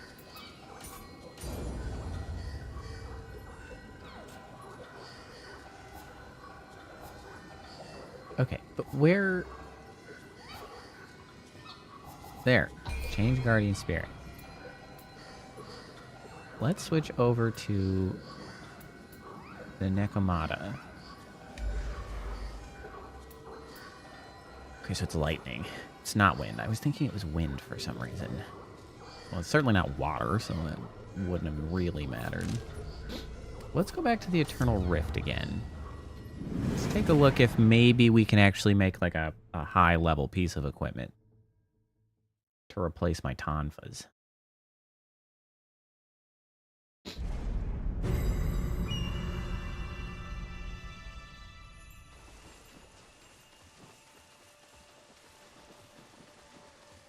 you have anything new to do with you guys? You did a fine job training. Thanks. It would seem my disciples are no longer a challenge for you. Continue your training so that you may find new ways to hone your swordsmanship. Okay. Gameplay. Takachio. Uh-huh. Okay, fascinating.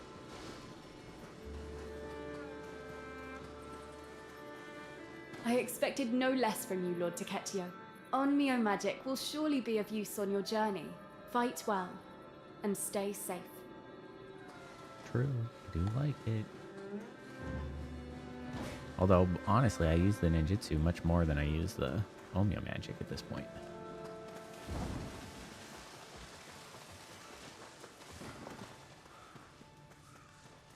Well, you are off to a good start.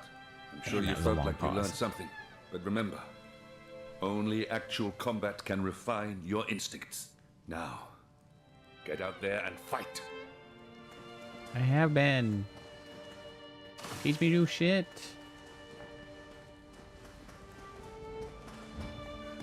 I got to know. Are you exchanging anything interesting?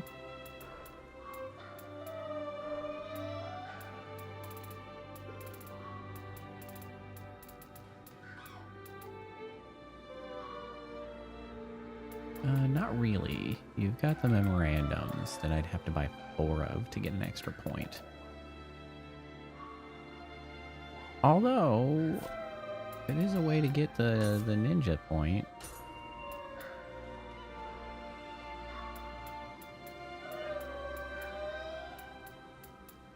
And the warrior... Ooh.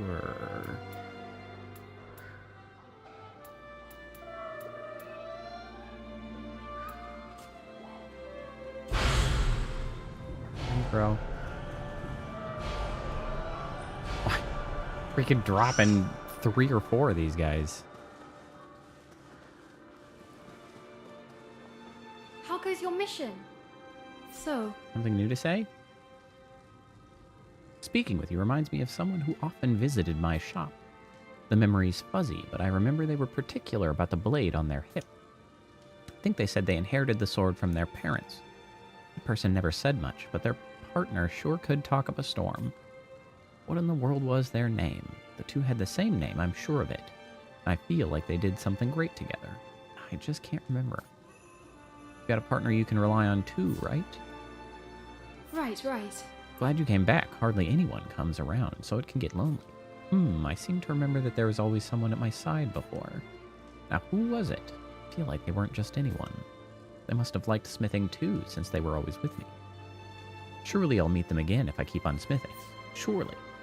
I don't know the things that you're saying.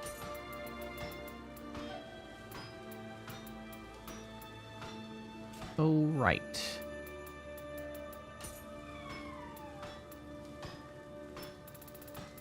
Okay, so Iron Tonfa would be level 46 now, which is pretty good. So, Craft that. how about it? And we equip it. And then what about soul matching the level? How much does it cost to up it? It's not too much. We could get...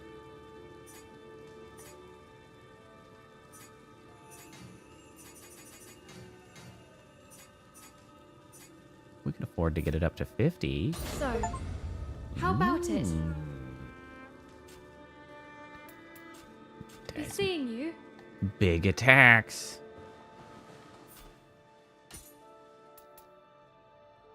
Water damage, damage bonus, aerial attack key. I wish it wasn't just rare. I wish it were higher quality, but I guess that's the price you pay for crafting your own. And then... Where's the shrine here? I should...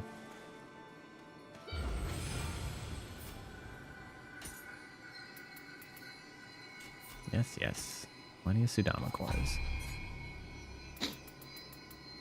I need one more, and then I can equip the Throne Blade counter, which I like quite a bit, but I need to actually have the points for it. And this is not quite enough to equip anything else. What if I put this off? No. Well, fine. Okay. In an Omnio box, manage soul cores, resting rights, set conditions, select everything below level, let's say 30.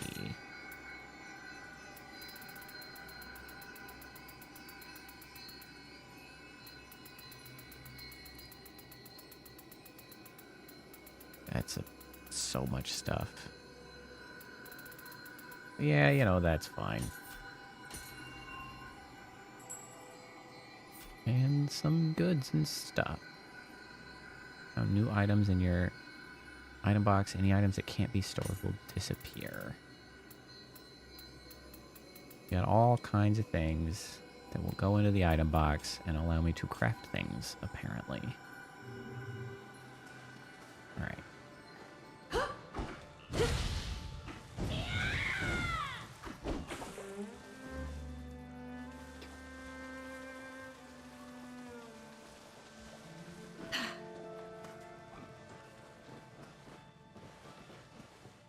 Alright, I think that is settled enough. Okay. What is this? Fiery invasion? What? What the hell's that mean?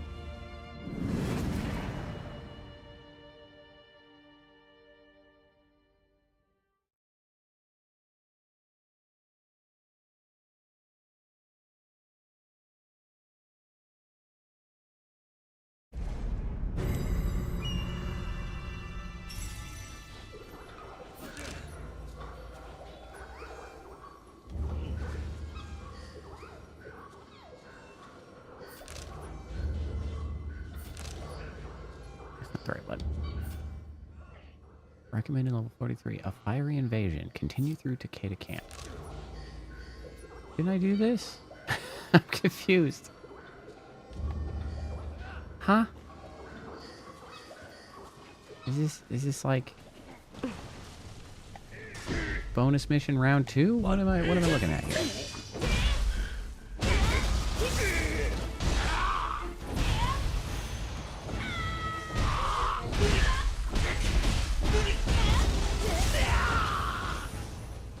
Alright, we definitely see a damage increase on that.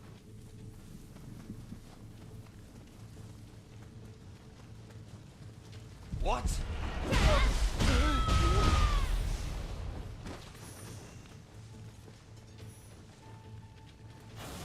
Yeet.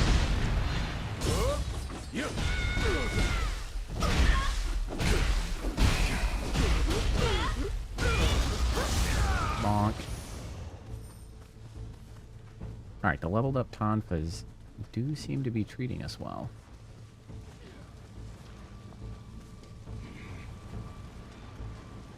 See an item perhaps in this house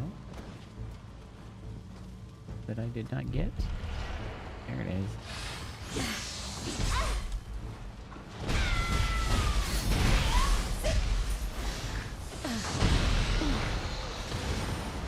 Damage on that is higher as well. I also drain teeny tiny bits of health from attacking.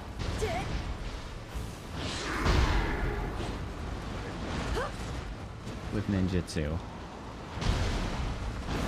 Yeah. Tiny health steal.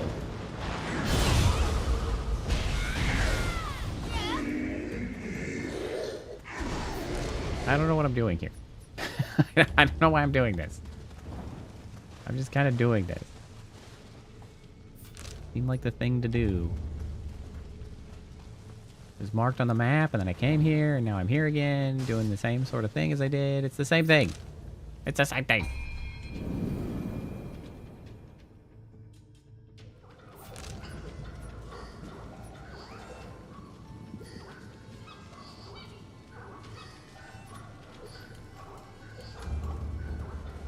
Alright.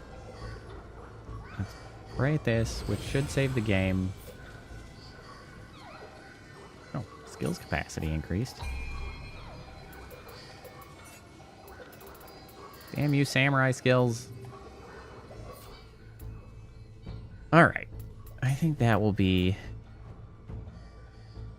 good for the day. It's such a perfect stopping point. Alright, well. Thanks for hanging out. Kappa, good to see you. Glad your rehearsals are going well. Thanks to all who stopped in, chatted. Appreciate it. We continue to make roaring progress with relatively minimal hiccups. Quite frankly, we're kicking ass, taking names, chewing bubblegum, etc., etc. But I will be back on Thursday to continue where we have left off. I hope you all have a good night. I hope you have a good rest of the week. And hopefully I'll see you next time. Bye.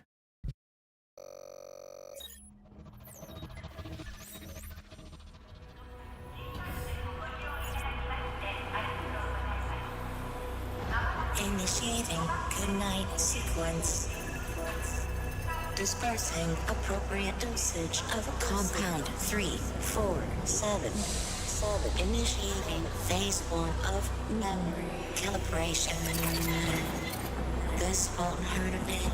Just close your eyes.